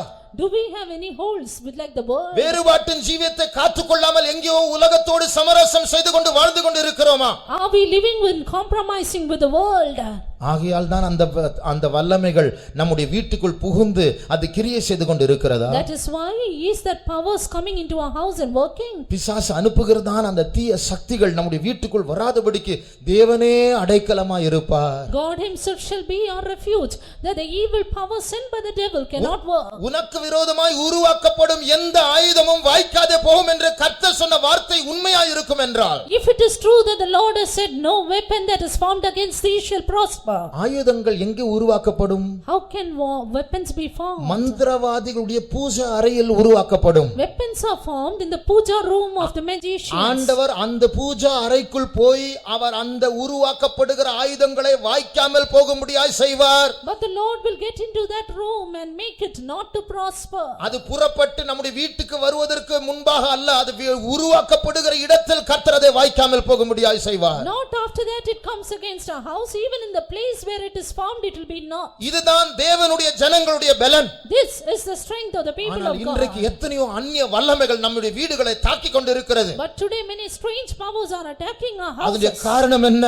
Reason. எங்கேயோ உலகத்திற்கு கை கொடுத்து விட்டோம். We have given our hand to the world somewhere. எங்கேயோ உலகத்தோடு சமரசம் செய்து விட்டோம். We have compromised with the world somewhere. எங்கேயோ வேறுபாட்டின் ஜீவியத்தை நாம் விட்டு விட்டோம். We have left our life of separation ஒரு somewhere. நிமிடம் நம்முடைய கண்களை மூடுவோமாக. 1 minute, close your eyes. கர்த்தர் நம்மை பலப்படுத்தும்படியாக நம் மத்தியில் இருக்கிறார். The Lord is in our midst to strengthen us. இந்த சத்தியத்தை கைக்கொள்ளுகிற நீதியுள்ள ஜாதியாய் நம்மை மாற்றும்படியாக கர்த்தர் நம்ம மத்தியில் அசைவாடி கொண்டிருக்கிறார். God is moving to make us the righteous nation which keepeth the truth. ஒரு 2 நிமிடம் ஒரு அபிஷேகத்திற்கு ஒப்பு கொடுப்போமா? Just 2 minutes in anointing. ஜாதிகளோடு சேராமல் இருக்கக்கூடிய அபிஷேகம். Anointing not to be reckoned with nations. ஒரு காண்டாமிருகத்திற்கு ஒத்த பலனுடையவர்களாய் மாறும்படியாக கர்த்தர் தருகிற அபிஷேகம். Anointing to have the strength of the unicorn. உலகத்தை பார்த்து வேண்டாம் என்று சொல்லக்கூடிய ஒரு தைரியம் தருகிற அபிஷேகம். Anointing to with boldness to say no to the world. ஆமென். தனியே வாசம் பண்ணும்படியாக கர்த்தர் தருகிற அபிஷேகம். Anointing to dwell alone. அவர்கள் கூப்பிடுகிறார்கள், இவர்கள் கூப்பிடுகிறார்கள் என்று நம்முடைய கடமையை தீர்த்து நம்முடைய ஆத்துமாவை சேதப்படுத்தாமல் இருக்கக்கூடிய ஒரு அபிஷேகம். Let the anointing that we may not hurt our soul by going for others' invitation. நீங்கள் இந்த அபிஷேகத்தை பெறும் பொழுது, when you receive this anointing, மந்திரவாதிகளை அடக்கக்கூடிய அதிகாரத்தை கர்த்தர் உங்களுக்கு தரப்போகிறார். God will give you the power to put down magicians. மோசேக்கு விரோதமாக சில மந்திரவாதிகள் எழும்பினார்கள். Magical powers rose against Moses. நீ செய்கிறதை நாங்களும் செய்வோம் என்று சொன்னார்கள். They said, what you do we will do. மோசே கோலை கீழே போட்டான். Moses put the rod down. அது பாம்பாய் மாறினது. It became a serpent. மந்திரவாதிகள் சொன்ன இதற்கு நாங்களும் செய்வோம் என்று அவர்களுடைய கோல்களை கீழே போட்டார்கள். அது பாம்பாய் மாறினது. Magicians also did so and it became a serpent. என்ன நடந்தது? What happened? மோசேனுடைய பாம்பு மந்திரவாதிகளுடைய பாம்பை விழுங்கினது. Serpent of Moses, it swallowed up the serpent of the magicians. அதற்கு பிறகு மோசே அந்த பாம்பினுடைய வாலை தொட்ட உடனே மறுபடியும் அது கோலாய் மாறினது. After that when Moses touched the tail of that serpent it became a rod. மோசே போய் விட்டார், மந்திரவாதிகளும் போய் விட்டார்கள். Moses went, magicians too went. ஆனால் என்ன வித்தியாசம்? But what is the difference? மோசே கையில் கோல் இருக்கிறது, மந்திரவாதிய கையில் கோல் இல்லை. அது மோசே கோலுக்குள் போய் விட்டது. Moses had the rod in his hand but not the magicians. ஓ ரபா ஷபரியா நமதுனங்க சபரியா. அந்த மோசேக்கு இல்லாத அபிஷேகத்தை கர்த்தர் நமக்கு தந்திருக்கிறார். God has given the anointing which was not in Moses. திரா ஷமா Kathuria கஸ்தமார் யமங்கலதுனோ Rias mana katuria sibalankaratuna. Oh Ramaushama Karamani Anamatune.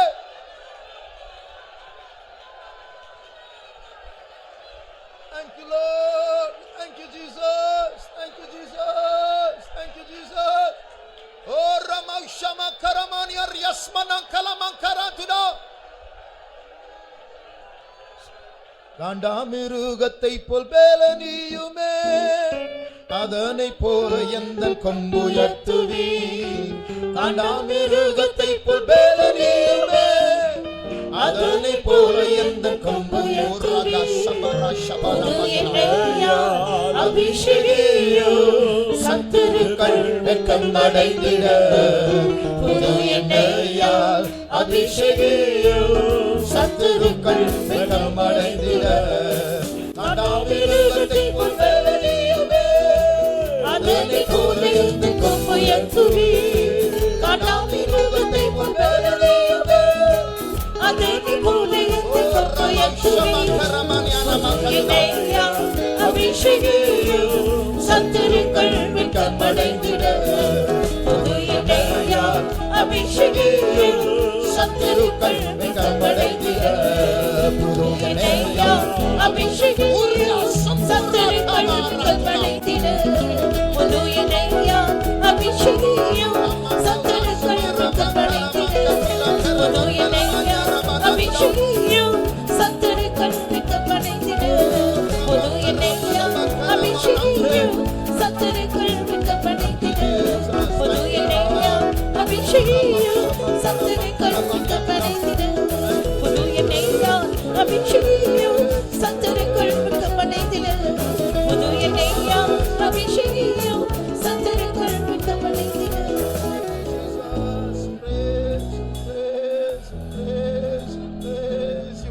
Thank you Lord. Thank you. Amen.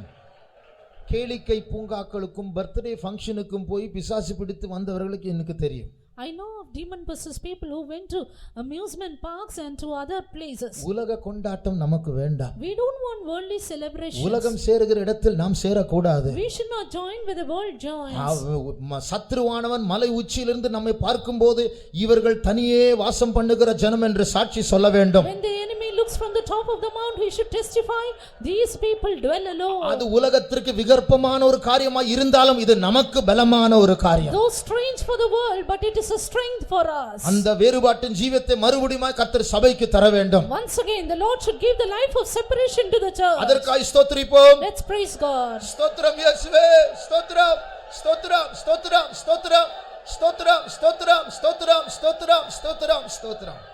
ஆமென். அடுத்தபடியாக Nextly, இந்த இஸ்ரவேல் ஜனங்கள் அவருடைய பிரயாணத்தின் முடிவுக்கு வரும்போது when the people of Israel came to the end of their journey, அவர்கள் अनेक ராட்சதர்களை சந்திக்க வேண்டிய சூழ்நிலை வந்தது. there came a situation they had to face many giants. இந்த ராட்சதர்களை சந்தித்ததான காரியத்திலிருந்து நாம் கற்றுக்கொள்ள வேண்டிய ஒரு பாடம் உண்டு. And there is a lesson that we have to learn from facing the giants. 1967 ஆண்டில் In the year 1967, இஸ்ரவேல் தேசத்திற்கு விரோதமாக 3-4 தேசங்கள் எழும்பினது. there were 3 or 4 nations rising against the people of Israel. அவர்களை எப்படியாவது தாக்கி அவர்களை மேற்கொள்ள வேண்டும் என்று அந்த 4 தேசங்கள் முயற்சி செய்தது. Those 4 nations attempted somehow to attack them and prevail. இதுதான் இஸ்ரவேல் தேசம். This is the land of Israel. அவர்களுக்கு விரோதமாக லீபானோன், எகிப்து போன்ற நாடுகள், மற்ற 2 நாடுகள் எனக்கு ஞாபகம் இல்லை, இந்த நாடுகள் எழும்பி இஸ்ரவேலை ஜெயிக்க வேண்டும் என்று முயற்சி செய்தது. Lebanon, Egypt and other 2 countries, they worked to work against Israel. இந்த நாடுகளின் தலைமையில் எகிப்து தான் இருந்தது. And Egypt was the head of these nations. இவர்கள் என்ன செய்தார்கள் தெரியுமா? You know what they did? சுருக்கமா அது ஒரு பரவசம் ஊட்டக்கூடிய ஒரு சம்பவம். அந்த யுத்தத்தை இஸ்ரவேல் ஜனங்கள் தான் ஜெயித்தார்கள். In that battle, you know, the people of Israel prevailed. அந்த யுத்தத்தில் அவர்களுடைய தேசத்தினுடைய area பெருகினது. And you see, in the battle, the area of their land increased. இந்த படத்தை பார்த்தால், in this picture, 3 இதுதான் இஸ்ரவேலுடைய படம். This is the land of Israel. ஆனால் இதுல 3 இடங்கள் பச்சை நிறத்தில் இருக்கிறது. There are 3 other lands which are in green. இந்த மூன்று இடங்களை இஸ்ரவேல் ஜனங்கள் யுத்தத்தில் பிடித்து விட்டார்கள். And the people of Israel captured these 3 lands. இந்த யுத்தத்தினுடைய பெயர் 6 நாள் யுத்தம். The name of this battle is 6 days war. யோசித்து பாருங்கள், 4 நாடுகள் இஸ்ரவேலுக்கு விரோதமாய் எழும்புகிறது. அந்த 6 நாட்களில் இந்த 4 நாடுகளை இஸ்ரவேல் ஜனங்கள் ஜெயித்துவிட்டு 6 நாட்கள் ஜெயித்துவிட்டு இடங்களையும் பிடித்து விட்டார்கள். 4 nations against Israel, and in 6 days the Israel prevailed over them and captured 3 countries. அந்த 6 நாள் யுத்தத்தில் In that 6 days war, இந்த 3 இடங்களை அவர்கள் பிடித்தார்கள். they captured these 3 places. ஒரு இடத்தினுடைய பேர் west bank, One place called West Bank, இன்னொரு இடத்தினுடைய பேர் காசா, other Gaza, இன்னொரு பேர் கோலான் கொடுமுடிகள், Golan Heights, and other the Golan Heights. அப்போ இந்த 3 இடங்களை அவர்கள் பிடித்தார்கள். And they captured these 3 places. இன்றைக்கும் இது ஒரு பெரிய பிரச்சனையா இருக்கிறது. Even today this is a dispute. இந்த வெஸ்ட் பேங்கில் எருசலேமும் காணப்படுகிறது. And this West Bank, even Jerusalem is there. அந்த எருசலேமுடைய பாதி வெஸ்ட் பேங்கில் இருக்கிறது. வெஸ்ட் பேங்குடைய எருசலேமுடைய இன்னொரு பாதி இஸ்ரவேலுக்குள்ள இருக்கிறது. Half of Jerusalem in this West Bank and half in Israel. இன்றைக்கு ஐநா சபை சொல்லுகிறது, இந்த 3 பச்சை நிறத்தில் உள்ள இடங்கள் உங்களுக்கு சொந்தமானதல்ல. இஸ்ரவேல் ஜனங்கள் சொல்லுகிறார், இல்ல இது எங்களுக்கு சொந்தம். Today the UNO assembly says these 3 places doesn't belong to you, but Israel says it is ours. ஐநா சபை சொல்லுகிறது, எருசலேம் உங்களுடைய தலைநகரம் அல்ல. UNO says Jerusalem is not your capital. இங்க டெல் அவீவ் என்கிற ஒரு இடம் இருக்கு. இதுதான் ஐநா சபையினால் நியமிக்கப்பட்ட தலைநகரம்.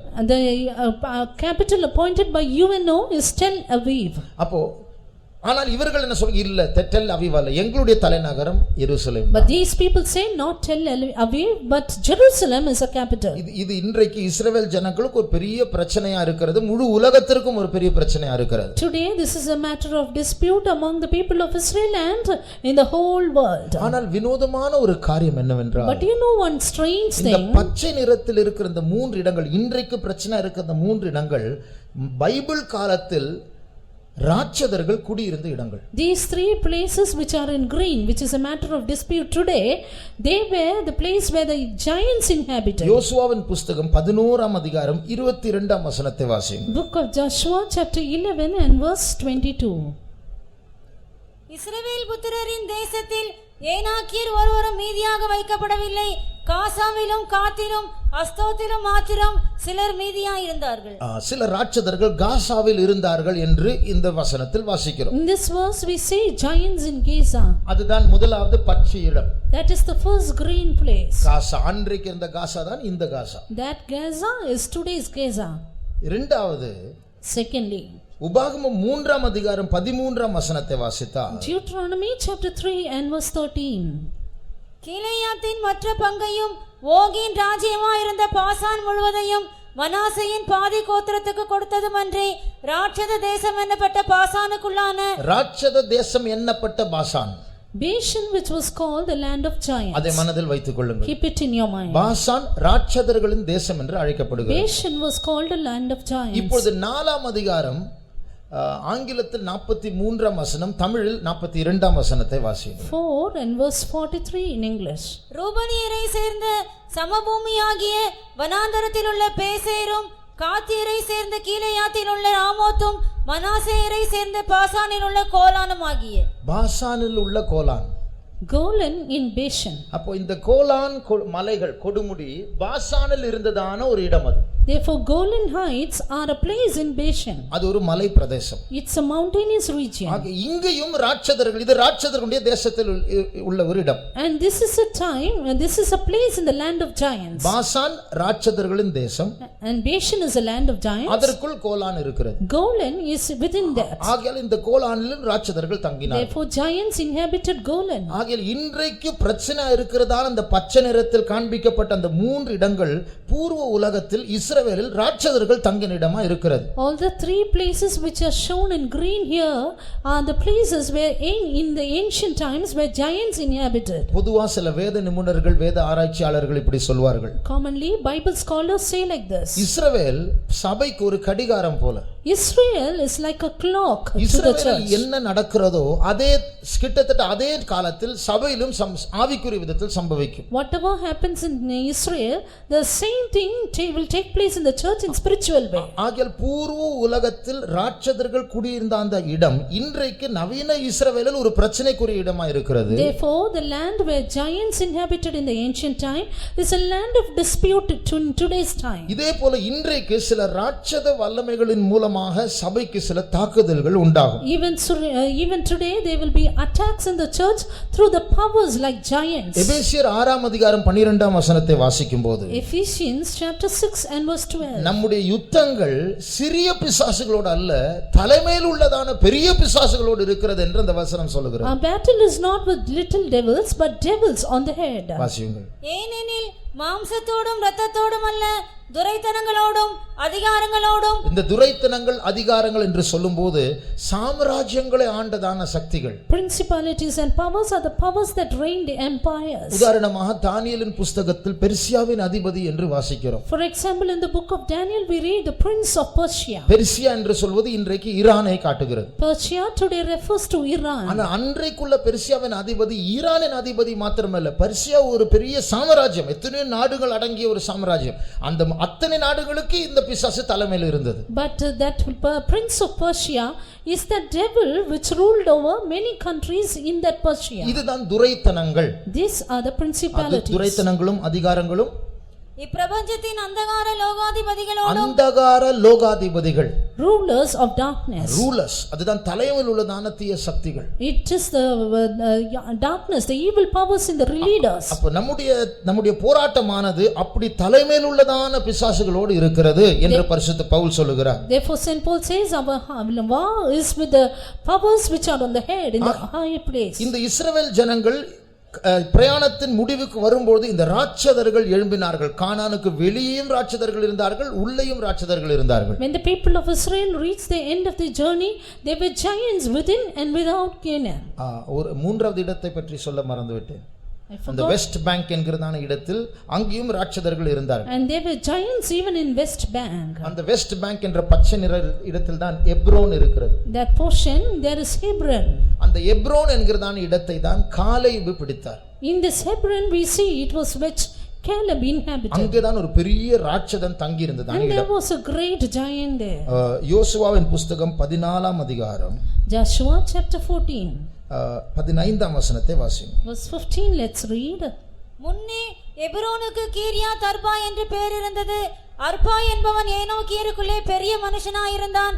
யுத்தம் வாய்ந்ததினால் தேசம் அமைதலாயிருந்தது.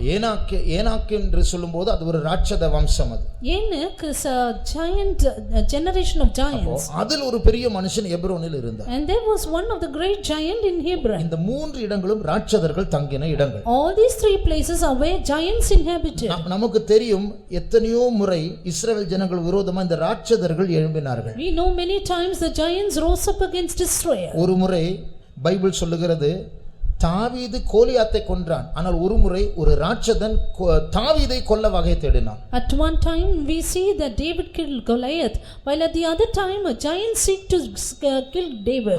அந்த பட்டயம் ஓங்குகிற நேரத்தில் வேறு ஒருவன் வந்து அவரை காப்பாற்றினார். When he was about to slay him with the sword, another man made him escape. வாசிக்க வேண்டாம். 2 சாமுவேல் 21 அதிகாரம் 15 இலிருந்து 17 வரைக்கும் அதை வாசிக்கலாம். 2 Samuel 21:14 onwards we see it in that. இப்படி சில ராட்சதர்கள் இஸ்ரவேல் ஜனங்களுக்கு விரோதமாக எழும்பினார்கள். Likewise there were giants rising up against Israel. ஏன்? Why? இஸ்ரவேல் ஜனங்களுடைய சேனைகள் சாதாரண சேனைகள் அல்ல. The host of the people of Israel were not ordinary ones. அவர்களுக்குள் பெரிய அபிஷேகம் உண்டு என்று புறஜாதியார் அறிந்திருந்தார்கள். The Gentiles knew that they had a great anointing. பிசாசுக்கும் தெரியும். Even the devil knows. ஆகையால் இவர்களை முறியடிக்க வேண்டும் என்றால் 7 ஜாதிகள் இவர்களை விட பலத்த ஜாதிகளை வைத்தால் போதாது, இவர்களை எதிர்க்க சில ராட்சதர்கள் வேண்டும். Therefore in order to destroy them, not just 7 nations which were mightier than they, அந்த ராட்சதர்கள் சில ராட்சதர்கள் 13 அடி 14 அடி உயரம் உள்ள ராட்சதர்களா இருந்தார்கள். Some are giants who were 13 to 14 feet high. ஏனென்றால் இஸ்ரவேல் ஜனங்கள் மத்தியில் அவ்வளவு உயரமுள்ளவர்கள் இல்லை, ஆனால் உயரத்தில் ராட்சதர்கள் அல்ல, உள்ளத்தில் ராட்சதர்களா இருந்தவர்கள் இருந்தார்கள். But they were Israelites, they were not so high as the giants, but they were giants in their heart. தாவீது உயரத்தில் ராட்சதன் அல்ல, உள்ளத்தில் ராட்சதன். ஆகையால் தான் கோலியாத்துக்கு விரோதமாக எதிர்த்து ஜெயித்தார். David was not a giant by height but in his heart, therefore he prevailed over Goliath. இதே போல நமக்கு விரோதமாக, சபைக்கு விரோதமாக நம்முடைய பிரயாணத்தின் முடிவில் சில ராட்சத வல்லமைகள் எழும்ப போகிறது. Even so, towards the end of our journey, certain gigantic powers are going to rise up against us. ஏன் தெரியுமா? You know why? நம் மத்தியில் சில ராட்சதர்கள் இருக்கிறார்கள். Because there are giants in our midst. அவர்களை சாதாரண வல்லமைகள் ஜெயிக்க முடியாது. Ordinary powers cannot prevail them. ஏனென்றால் அவர்கள் ஜெபத்தில் ராட்சதர்கள். Because they are giants in prayer. அவர்கள் பரிசுத்தத்தில் ராட்சதர்கள். Giants in holiness. அவர்கள் விசுவாசத்தில் ராட்சதர்கள். Giants in faith. ஆகையால் அவர்கள் சுவிசேஷம் சொல்லுவதில் ராட்சதர்கள். Giants in declaring the gospel. ஆகையால் இப்படிப்பட்ட ராட்சதர்கள் நம் மத்தியில் இருக்கிறபடியால் தான் பிசாசுக்கு பயம். அவர்களை எதிர்க்க அவன் சில ராட்சதர்களை அனுப்புவான். Because the devil is afraid when he sees the giants in our midst, he sends giants to prevail over us. எனக்கு ஒரு வாலிப பிள்ளை தெரியும். I know of a youth girl. நம்முடைய சபைக்கு குறைந்தபட்சம் 200 ஆத்துமாக்களை கொண்டு வந்திருக்கார். At least she would have brought 200 souls to our church. நம்முடைய சபையில் ஒரு பாஸ்டர் இருந்தாராம். And there was a pastor in the church. அந்த பாஸ்டர் எப்போதும் முட்டில நிப்பார். He would be always in prayer. அப்ப அந்த பாஸ்டர் ஒரு நாள் ஒரு காலையில் சனிக்கிழமை ஃபாஸ்டிங் பிரேயர் முழங்காலில் நின்று கொண்டிருக்கும்போது, that a pastor when he was in prayer in one Saturday morning fasting prayer, ஒரு 1 கிலோமீட்டர் தூரத்தில் ஒரு ஊர்வலம் போகிறது. and there was a procession 1 kilometer away. அதுல ஒருவர் முன்னாடி ஆடிட்டே இருக்கிறார். And one person was dancing before that. திடீர்னு ஆட்டத்தை நிறுத்திவிட்டார். Suddenly stopped the dancing. ஏன்? Why? அப்போ அவருக்குள்ள இருக்க அந்த ஆவி சொல்லுகிறது, The spirit in him said, அங்க ஒரு சர்ச் இருக்கு, அங்க ஒருத்தர் முழங்கால்ல நிக்கிற, அவரை உட்கார சொல்லுங்க, அப்பதான் நான் போக முடியும். There is a church there and one person only, ask him to sit down, then I will pass by. அந்த குரூப்ல உள்ள ஜனங்கள்லாம் ஓடி வந்து இந்த சர்ச்சுக்கு வந்துட்டாங்க. Then all the people in that group, they came to this church. அங்க ஒரு படிப்பறிவு இல்லாத பாஸ்டர் அப்படியே முட்டில நிக்கிறார். And there an illiterate pastor was on knees. ஐயா கொஞ்சம் உட்காருங்க. Sir, please sit down. எதுக்கு உட்காரணும்? Why should I? நாங்க ஊர்வலம் அங்க அவங்க ஆட மாட்டீங்க அப்படி போயிட்டு இருக்காங்க, அப்ப போக முடியல, அங்க நிக்குது. We are unable to pass by in our procession.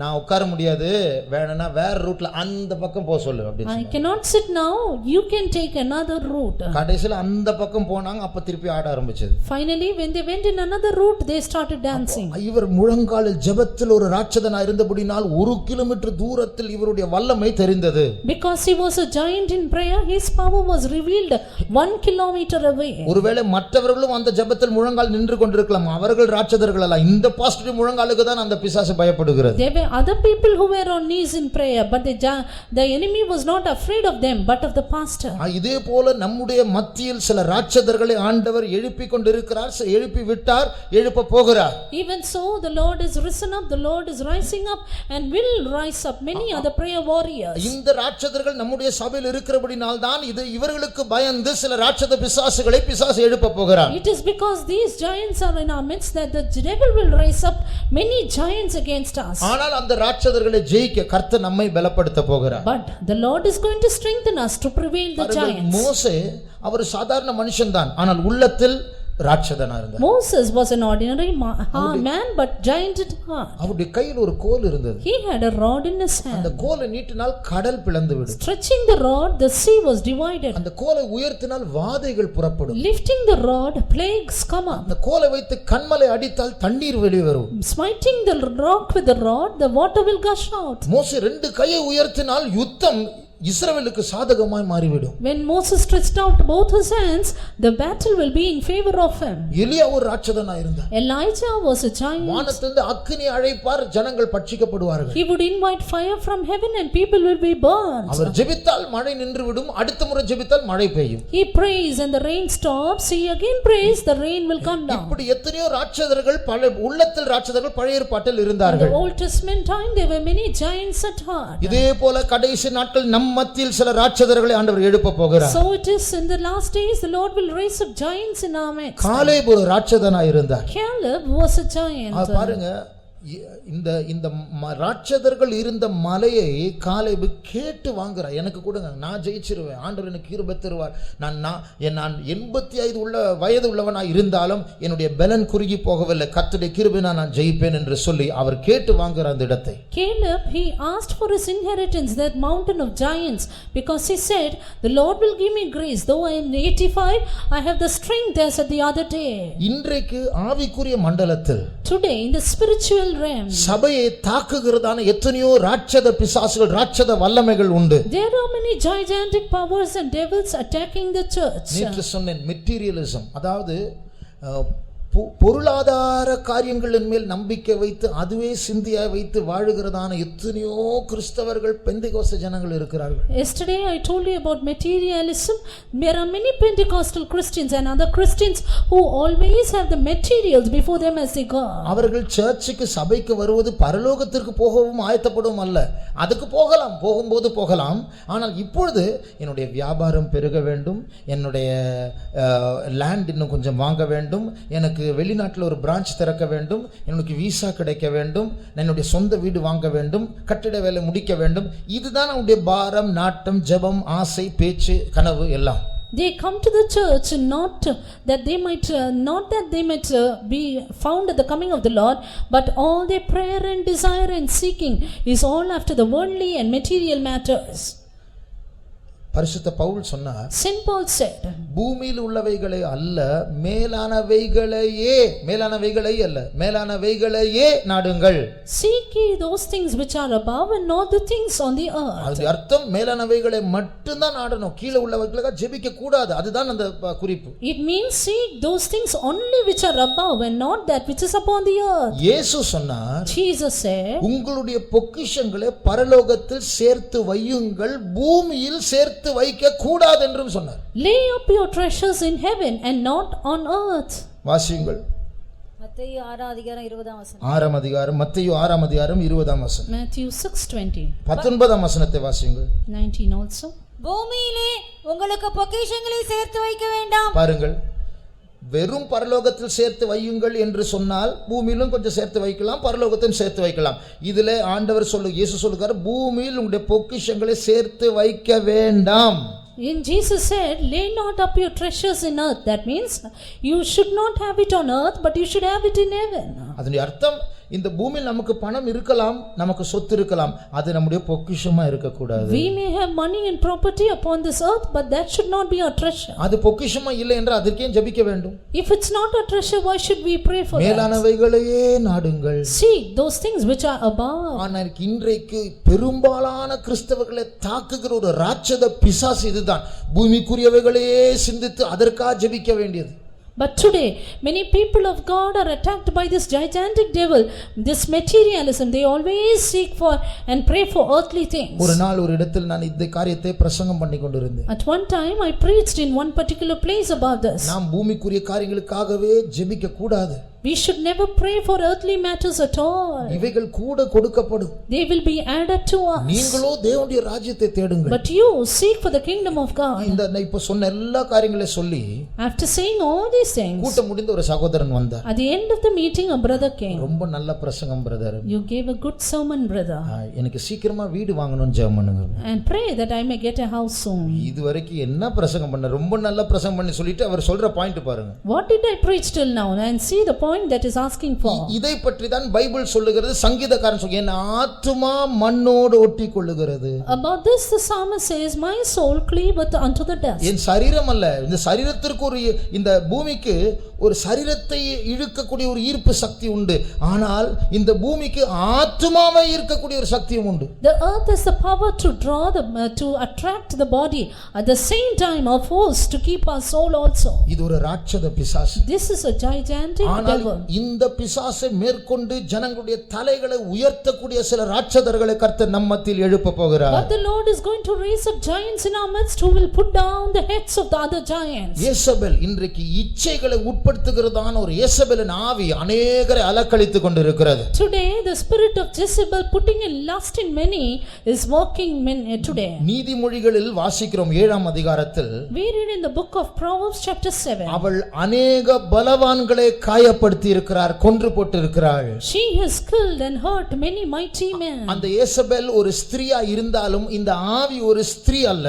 Though a woman she is, Jezebel, the spirit of Jezebel is not a woman. அது ஆண்களையும் பெண்களையும் பரிசுத்தவான்களையும் விசுவாசிகளையும் ஊழியக்காரர்களையும் வசீகரிக்கும்படியாக சுற்றி வருகிற ஒரு ராட்சத பிசாசு. It is a gigantic power which will try to allure the saints, both men and women. ஆனால் நம் மத்தியில் யெகோவை போல கர்த்தர் சிலரை அபிஷேகித்து இந்த யேசபேலின் வல்லமைகளை கொன்று போடும்படியாக விழுத்தும்படியாக கர்த்தர் சிலரை நிரப்ப ராட்சதர்களாய் மாற்ற போகிறார். But the Lord is going to anoint some of us to become like Jehu, to put down the powers of Jezebel and make them giants. இதே போல சர்க்கரை வியாதி இது ஒரு ராட்சத பிசாசு. Likewise the diabetes is also a gigantic devil. எத்தனையோ ஒரு நம்முடைய முன்னாள் பாஸ்டர் சொன்னார், இது வந்து saints disease, பரிசுத்தவான்களின் வியாதி. A former pastor said this is a saints disease. எத்தனையோ பேர் அதனால் தாக்கப்படுகிறார்கள். Many are attacked by this. அப்போ அதை ஜெயிக்க கூடியதான சில ராட்சதர்களை நம்ம மத்தியில் ஆண்டவர் எழுப்ப போகிறார். But the Lord is going to raise up giants who will prevail over this disease. கோபம் ஒரு ராட்சத பிசாசு. Anger is a gigantic devil. எத்தனையோ பேர் எத்தனையோ பேரை அதை இந்த ஆவி கண்ட்ரோல் பண்ணி கொண்டு இருக்கிறது. This spirit has controlled many people. இதே போல எத்தனையோ பிசாசுகள் ராட்சதர்களை போல சபைக்கு விரோதமாய் எழும்பிக் கொண்டிருக்கிறதான காலம். Likewise, this is the time when devils are rising up against the church like giants. நம்முடைய கண்களை மூடுவோமாக. Let us close our eyes. கர்த்தர் நம்மில் சிலரை ராட்சதர்களாக முன்குறித்திருக்கிறார். The Lord has appointed, foreordained certain of us as giants. இப்பொழுது தெரியாது. Today it is unknown. ஆனால் ஒரு நாள் கர்த்தர் நம்மை எழுப்ப போகிறார். But one day the Lord will raise us up. நம்மை தடை செய்ய, நம்முடைய முன்னேற்றத்தை தடை செய்ய, நம்முடைய பரம காணனை தடை செய்ய, நம்முடைய பூரணத்தை தடை செய்ய இந்த ராட்சத பிசாசுகள் குறுக்கிட்டாலும், even though these giants will cross our way, that in order to hinder our journey, in order to hinder the Canaan from us, தாவீதை போல, like David, யோசுவாவை போல, like Joshua, காலேபை போல, like Caleb, ராட்சத உள்ளமுள்ள சிலரை கர்த்தர் எழுப்ப போகிறார். the Lord is going to rise up giants at our heart. அவர்களுடைய முழங்கால்களை கண்டு பிசாசு நடுங்க போகிறான். The devil is going to tremble at their knees. அவர்களுடைய விசுவாசத்தை கண்டு பிசாசு நடுங்க போகிறான். The devil will tremble at their faith. கர்த்தர் அப்படிப்பட்டவர்களை அபிஷேகம் பண்ணி The Lord anointing such அவருடைய ones பேச்சை பாஷையை மாற்ற will போகிறார். change their language or speech. அதுவரைக்கும் அவர்கள் கோழைகளா இருந்திருக்கலாம், ஆனால் இந்த பிசாசுகளை பார்க்கும்போது அவர்களுக்கு பயம் அல்ல, கோபம் தான் வரப்போகிறது. Until then they would have been covered, but when they see the devil, they will not be covered, but they will rise up against them. தாவீதை பாருங்கள். Look at David. அவர் எதிர்பார்க்கவே இல்லை, ஒரு சாதாரண மனுஷனான ஆகாரத்தை சகோதரர்களுக்கு கொண்டு போகிறார். Unexpectedly he was only bringing the food to his brethren. நின்று கொண்டு இருக்கும்போது ஒரு சவாலின் சத்தத்தை கேட்டார். But there he heard a challenging voice. இஸ்ரவேல் ஜனங்களிடத்திலிருந்து ஒரு மனுஷன் என்னை சந்திக்க வரட்டும். Let a man come from among the Philistines to meet me. நான் ஜெயித்தால் நீங்கள் எனக்கு வேலைக்காரர்களாய் இருப்பீர்கள், பெலிஸ்தியருக்கு. நீங்கள் ஜெயித்தால் நாங்கள் உங்களுக்கு வேலைக்காரராக இருக்கிறோம். If you prevail, then we shall be your servants, and if I prevail, you will be my servant. இந்த ராட்சதனை சந்திக்கக்கூடிய உயரமுள்ள ஒரு மனுஷன் இருப்பார் என்றால் சவுல் இருக்கிறார். அவரும் நடுங்கி கொண்டு ஓடி போகிறார். Saul was a tall man who could face the giant, but he even fled away. இந்த குள்ள தாவீது இந்த சத்தத்தை கேட்ட உடனே கர்த்தருக்கு விரோதமாக, கர்த்தருடைய சேனைக்கு விரோதமாக விருத்த சேதனம் பண்ணப்படாத இந்த மனுஷன் சவால் விடுவதற்கு இவன் எம்மாத்திரம். But this David, the little boy, he rose up against the giant, saying, "Who is this uncircumcised Philistine?" அவனுக்கு ஒரு அபிஷேகம் எழும்பினது. And an anointing rose up within him. மற்றவர்களுக்கு எல்லாருக்கும் பயம். All others were afraid. ஒரு மனுஷன், ஒரு தேவனுடைய மனுஷன் இப்படி சொன்னார். One man of God said this. அந்த கோலியாத் தாவீது சவால் விடுகிறதான அந்த சூழ்நிலையில் 4 கூட்டத்தாரை பார்க்கலாமா? When David challenged the Goliath, there were 4 groups. ஒன்று Saul, One group Saul, ex anointed, முன்னாடி அபிஷேகம் பெற்று இழந்தவன். he who was ex anointed and then lost his anointing. அடுத்தது இஸ்ரவேல் சேனை, unanointed, அபிஷேகம் இல்லாதவர்கள். Host of Israel, unanointed. மூன்றாவது கோலியாத், anti anointed, அபிஷேகத்துக்கு விரோதமானவன். Goliath who was anti anointed against the anointing. நாலாவது தாவீது, newly anointed, புதிய அபிஷேகத்தை பெற்றுக்கொண்டவன். Fourthly David, newly anointed, got a new anointing. என்ன நடந்தது? What happened? அந்த கவனை அவன் சுற்றும்போது, when he slang. அந்த கல்லு ஒரே இடத்தில் பட்டால் தான் கோலியாத் விழுவான், மற்ற எல்லா இடமும் இரும்புதான். And only in one place, if it falls on Goliath, he will fall down. தாவீது யோசித்திருக்கலாம், இந்த ஒரு கல்லு நான் உள்ள போடுகிறேனே, அது மிஸ் பண்ணிட்டா, அது வேற எங்கேயோ போயிட்டா, இந்த கோலியாத்தினுடைய அந்த பெரிய ஈட்டி என் நெஞ்சுக்குள் பட்டு அந்த பக்கம் வந்துவிடும். David would have thought, if I miss this chance, then that great spear of Goliath will come into my chest. ஆனால் தாவீது அப்படி யோசிக்கவில்லை. But David did not think தாவீதுக்கு ஒரு அபிஷேகம் இருந்தது. He had an anointing. அந்த கவனை சுற்றும்போது அந்த அபிஷேகம் அந்த கவனுக்குள் சென்றது. He slang the stone and the anointing went into the stone. அந்த கவனிலிருந்து அந்த கல்லுக்குள் அது போனது. From that his grip it went into the stone. அந்த தாவீதுடைய அபிஷேகம் தான் அந்த கல்லை நடத்துகிறது, கைட் பண்ணுகிறது. நேராக போய் அது கோலியாத்துடைய நெற்றியில் போய் பதிந்தது. David's anointing guided the stone straightly to get embedded in his forehead. நாம் எல்லாரும் தான் நம்முடைய பிரயாணத்தின் முடிவுக்கு வந்திருக்கிறோம். We are all come to the end of our journey. இந்த அபிஷேகம் வேண்டும் என்று சொல்லுகிற கரங்களை உயர்த்துவோமாக. Those who say I need the anointing, lift up your hands. இப்பொழுது நாம் யார் என்று உலகத்துக்கு அறியவில்லை. None of us know of this world. இன்றைக்கு கர்த்தர் நமக்கு ஒரு அபிஷேகத்தை தர போகிறார். Today the Lord is going to give us the anointing. மறுபடியும் ஒரு பெரிய அபிஷேகத்தை கர்த்தர் நம்மத்தில் ஊற்ற போகிறார். Once again the Lord is going to shower a great அந்த anointing. ஏழு ஜாதிகள் அந்த இஸ்ரவேல் ஜனங்கள் எப்படி முறியடித்தார்களோ, As the Israelites prevailed over the 7 nations, அந்த ராட்சதர்களை எப்படி இந்த இஸ்ரவேல் ஜனங்கள் ஜெயித்தார்களோ, as the Israelites prevailed over the giants, நம்முடைய ஆண்டவர் நம்மையும் அபிஷேகம் பண்ணி our God anointing us சர்க்கரை வியாதியை ஜெயிக்க, to prevail over diabetes, இயேசபேலின் வல்லமைகளை ஜெயிக்க, to prevail the spirit of Jezebel, பொருளாதார பிசாசை ஜெயிக்க, to prevail the spirit of materialism, கோபத்தின் வல்லமைகளை ஜெயிக்க to prevail the spirit of anger. கர்த்தர் நம்மில் சிலரை அபிஷேகம் பண்ண The போகிறார். Lord is going to anoint certain of us. கரங்களை உயர்த்தினவர்கள் மேல் கர்த்தருடைய வல்லமை இறங்க போகிறது. The Lord's anointing is descending upon the ones. கர்த்தருடைய ஆவியானவர் அசைவாடுகிறதான நேரம். Spirit of God is moving in our midst. இப்பொழுது தெரியாது. Now you will not know. உங்களை நீங்கள் பலவீனர் என்று சொல்லாதே. Don't say you are weak. உங்களுடைய உயரத்தை பார்த்து கணக்கு போடாதே. Don't count by measure of your height. கடந்த கால தோல்விகளை கண்டு கணக்கிடாதே. Don't measure your previous defeats. உங்களுக்குள் ஒருவர் மறைந்து இருக்கிறார். There's one hidden in you. அவர் சீக்கிரமாக நீதியின் சூரியனாய் உதிக்க He போகிறார். will soon rise as a son of righteousness. அன்றைக்கு உலகம் நாம் யார் என்று அறிய போகிறது. Then the world will know who we are. அன்றைக்கு சத்துருக்கள் சிதறுண்டு போக போகிறார். Then the enemies will be scattered.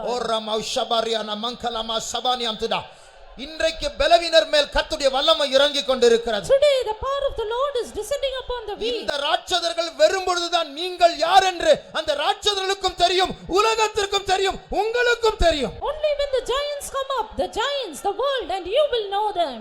தேவரீர் எழும்புவீர் வல்லமையுடனே, சிதறிய ஓடுமே சத்துரு சேனைகள். தேவரீர் எழும்புவீர் வல்லமையுடனே,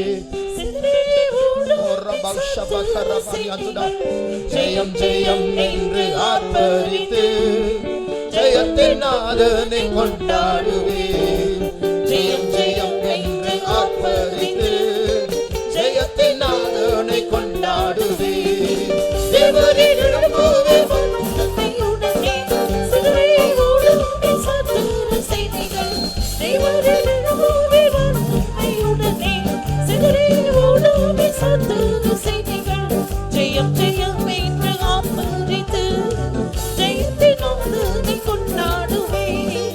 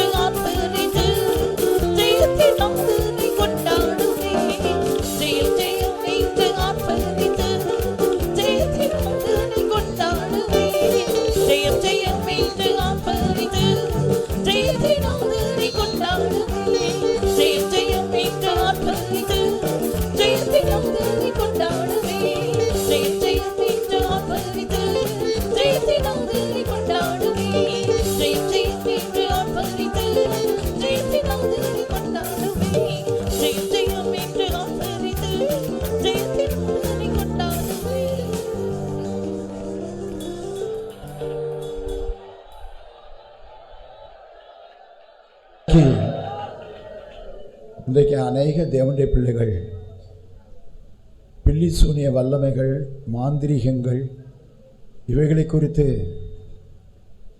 பயப்படுகிறார்கள். இப்படிப்பட்ட பில்லி சூனியங்கள், மாந்திரீகங்கள் மூலமாக தங்களுடைய குடும்பத்தில் உண்டாயிருக்கிற பிரச்சனைகள் இவள் நீக்கப்படும்படியாக என்ன செய்ய வேண்டும் என்று வேதம் போதிக்கிறது என்பதை உணராதவர்களாய் எப்படியாவது யாருக்காவது ஏதாவது காசு கொடுத்து வந்து எங்கள் வீட்டுக்கு வந்து ஏதாவது பிள்ளிசூனியம் பண்ணியிருந்தால் அதை எடுத்து போட்டுருங்க என்று இப்படியாக ஏதோ பணத்தை கொடுத்து எல்லாவற்றையும் செய்து விடலாம். அதற்கென்றும் ஆட்கள் இருக்கிறார்கள். அப்படியாக செய்து தங்களை வஞ்சித்துக் கொள்ளுகிறார்கள். இன்றைக்கு கர்த்தர் மிக திட்டவட்டமாக தெளிவாக நமக்கு போதித்து கொண்டிருந்தார். என்றைக்கு ஒரு வேறுபாட்டின் ஜீவியம், கர்த்தருக்கென்று வேறு பிரிந்து நிற்கிற ஜீவியம் நாம் நஷ்டப்படுத்துகிறோமோ அப்பொழுது சத்துருவுக்கு நம்மேல் ஒரு அதிகாரம் உண்டாகிறது. பிழையாம் இஸ்ரவேல் ஜனத்தை சபிக்கும்படியாக அதற்காக வேண்டி பிரயாசப்பட்டாலும் கூட தேவ ஜனத்தின் மேலே ஏதாவது ஒரு குறைவு இருந்தால் அதன் முகாந்தரமாக அவர்கள் சபிக்கப்படலாம் என்று சொல்லி எவ்வளவுதான் பிரயாசப்பட்டு பார்த்தாலும் கூட தேவ ஜனம் எந்த விதத்திலும் குற்றப்படுத்த முடியாததாய் அவர்கள் கர்த்தருக்கென்று வேறு பிடிக்கப்பட்ட ஒரு ஜனங்களாய் காணப்பட்டு கொண்டிருந்ததை அவன் காணக்கூடியதாக இருந்தது. ஆகையால் அவனால் தேவ ஜனத்தை சபிக்க முடியவில்லை. மாறாக அவளை ஆசீர்வதித்து விட்டு போனான். ஆனாலும் கூட தான் பெற்ற கூலிக்கு அல்லது பணத்துக்கு கைமாறாக அந்த பாலக் ராஜாவை பார்த்து, நீர் ஒரு காரியம் செய்ய வேண்டும்,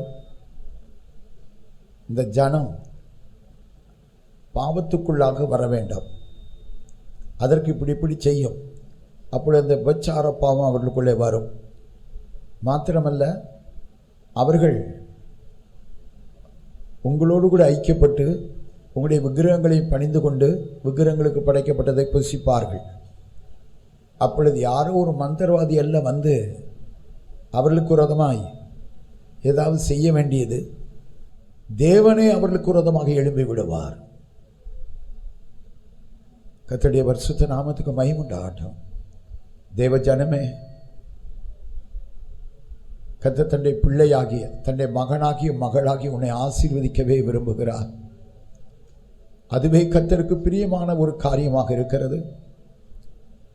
உங்களுடைய மகன், உங்களுடைய மகள், அவருடைய குடும்பங்கள் நன்றாக இருக்க வேண்டும் என்று தானே நீங்கள் வாஞ்சிக்கிறீர்கள். ஆண்டவரும் கூட மகனாகிய மகளாகிய நாம் நன்றாக இருக்க வேண்டும், பிசாசின் ஆதீனத்திலிருந்து விடுதலையாக்கப்பட்டவர்களாய் ஆசீர்வதிக்கப்பட்டவர்களாய் நாம் காணப்பட வேண்டும்.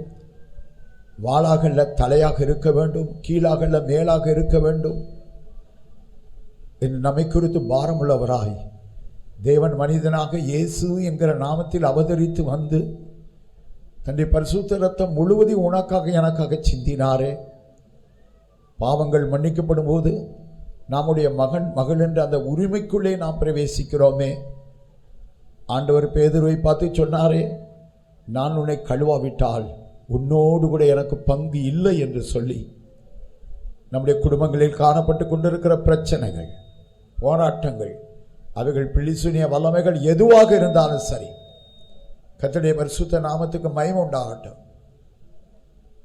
அவைகளிலிருந்து ஒரு ஜெயத்தை பெற்றுக்கொள்ள வேண்டுமே. ஆனால் நாம் கூட கர்த்தருடைய பரிசுத்த இரத்தத்தால் ஒன்று கூட கழுவப்படும்படியாக ஒப்பு கொடுத்து தேவனுக்கு பிரியமில்லாத காரியங்களை விட்டு நாம் விலகி கர்த்தருடைய பட்சமாய் நிற்கும் போது கர்த்தர் உனக்காக எழும்ப மாட்டாரா? உன்னுடைய குடும்பத்துக்காக கர்த்தர் எழும்ப மாட்டாரா? அந்த இருளின் வல்லமைகள் முற்றிலுமாய் கர்த்தர் அழித்து போட மாட்டாரா? அன்றைக்கு மோசே, தேவனுடைய மனுஷனாகிய மோசே, தேவனுடைய சிநேகிதனாகிய மோசே, ஆண்டவர் அவனோடு கூட ஆண்டவர் எல்லாவற்றை குறித்தும் ஆசரிப்பு கூடாரம் எல்லா காரியங்களை குறித்தும் ஆண்டவர் அவனோடு கூட மலையின் உச்சிக்கு வரும்படியாக சொல்லி எவ்வளவு தெளிவாக எல்லாவற்றையும் ஒரு நண்பனோடு கூட பேசுனது போல பேசி தான் பேசுகிற காரியங்கள் அவனுடைய இருதயத்தில் பதியும்படியாக செய்து அதன்படியே ஒரு ஆசரிப்பு கூடாரத்தை அவன் செய்யும்படியாக கர்த்தர் கிருபை பாராட்டினாரே. நாமும் தேவனுடைய மனுஷராய் அவருடைய பரிசுத்த இரத்தத்தால் கழுவப்பட்டவர்களாய் தேவாவியினால் நிரப்பப்பட்டவர்களாக நாம் இருக்கும்போது அந்த சத்துருடைய வல்லமைகள் பிள்ளிசுனித்தனுடைய வல்லமைகள் அவைகளும் கூட அந்த மாந்திரவாதிகள் எய்த்தின் மந்திரவாதிகள் தங்களுடைய கோலை கீழே போட்டபோது அவைகளும் சர்ப்பமாக மாறினது உண்மை. ஆனால் மோசேயுடைய கோல் கீழே போட்டப்பட்ட போது அது சர்ப்பமாக மாறி இருந்தது. அந்த சர்ப்பமானது இந்த மந்திரவாதிகளுடைய எல்லா சர்ப்பங்களையும் விழுங்கி போட்டதாக நாம் வேதத்திலே வாசிக்கிறோமே. இந்த நேரத்திலும் கூட கர்த்தர் அதை நமக்கு நினைவுபடுத்தினாரே. இப்பொழுது மோசேயுடைய கையில் கோல் இருக்கிறது, ஆனால் மற்ற எய்த்திய மந்திரவாதிகளின் கையில் ஒருவருக்கும் கோல் இல்லை என்றால் கீழே போட்ட கோல் சர்ப்பமாக மாறி இப்பொழுது மோசேயுடைய அந்த கோலுக்குள்ளாக அவைகள் காணப்பட்டு கொண்டிருக்கிறது. அந்த சத்துருடைய வல்லமைகள் எல்லாம் இப்பொழுது மோசேக்கு கீழாக கொண்டு வரப்பட்டது. கர்த்தர் அப்படியே உனக்கு செய்ய விரும்புகிறார், உன்னுடைய குடும்பத்துக்கு செய்ய விரும்புகிறார். ஆகையால் ஒன்று கூட கர்த்தருடைய கரத்தில் நான் நம்மை ஒப்பு கொடுப்போமாக. மனுஷரை அல்ல நாடி தேடி போக வேண்டியது, தேவனை தேடுவோமாக. அவருடைய பரிசுத்த இரத்தத்தால் ஒன்று கூட கழுவப்பட நம்மை ஒப்பு கொடுப்போமாக. தேவாவினால் நிரப்பப்படுவோமாக. எல்லாம் அந்த அந்தகாரத்தின் வல்லமைகள் விழுங்கப்பட்டு போவதாக.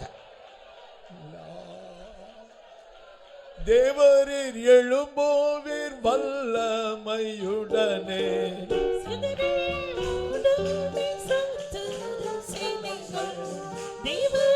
எழும்போவீர் வல்லமையுடனே, சிதறியே ஓடுமே சத்துரு சேனைகள். ஜெயம் ஜெயம் என்று ஆர்ப்பரித்து ஜெயத்தின் நாதனை கொண்டாடுவே. ஜெயம் ஜெயம் என்று ஆர்ப்பரித்து ஜெயத்தின் நாதனை கொண்டாடுவே. தேவரீர் எழும்போவீர் வல்லமையுடனே, சிதறியே ஓடுமே சத்துரு சேனைகள். தேவரீர் எழும்போவீர் வல்லமையுடனே, சிதறியே ஓடுமே சத்துரு சேனைகள். ஜெயம் ஜெயம் என்று ஆர்ப்பரித்து ஜெயத்தின் நாதனை கொண்டாடுவே. ஜெயம் ஜெயம் என்று ஆர்ப்பரித்து ஜெயத்தின் நாதனை கொண்டாடுவே. தேவரீர் எழும்போவீர் வல்லமையுடனே, சிதறியே ஓடுமே சத்துரு சேனைகள். தேவரீர் எழும்போவீர் வல்லமையுடனே, சிதறியே ஓடுமே சத்துரு சேனைகள். தேவரீர் எழும்போவீர் வல்லமையுடனே, சிதறியே ஓடுமே சத்துரு சேனைகள். தேவரீர் எழும்போவீர் வல்லமையுடனே, சிதறியே ஓடுமே சத்துரு சேனைகள். தேவரீர் எழும்போவீர் வல்லமையுடனே, சிதறியே ஓடுமே சத்துரு சேனைகள். தேவரீர் எழும்போவீர் வல்லமையுடனே, சிதறியே ஓடுமே சத்துரு சேனைகள். தேவரீர் எழும்போவீர் வல்லமையுடனே, சிதறியே ஓடுமே சத்துரு சேனைகள்.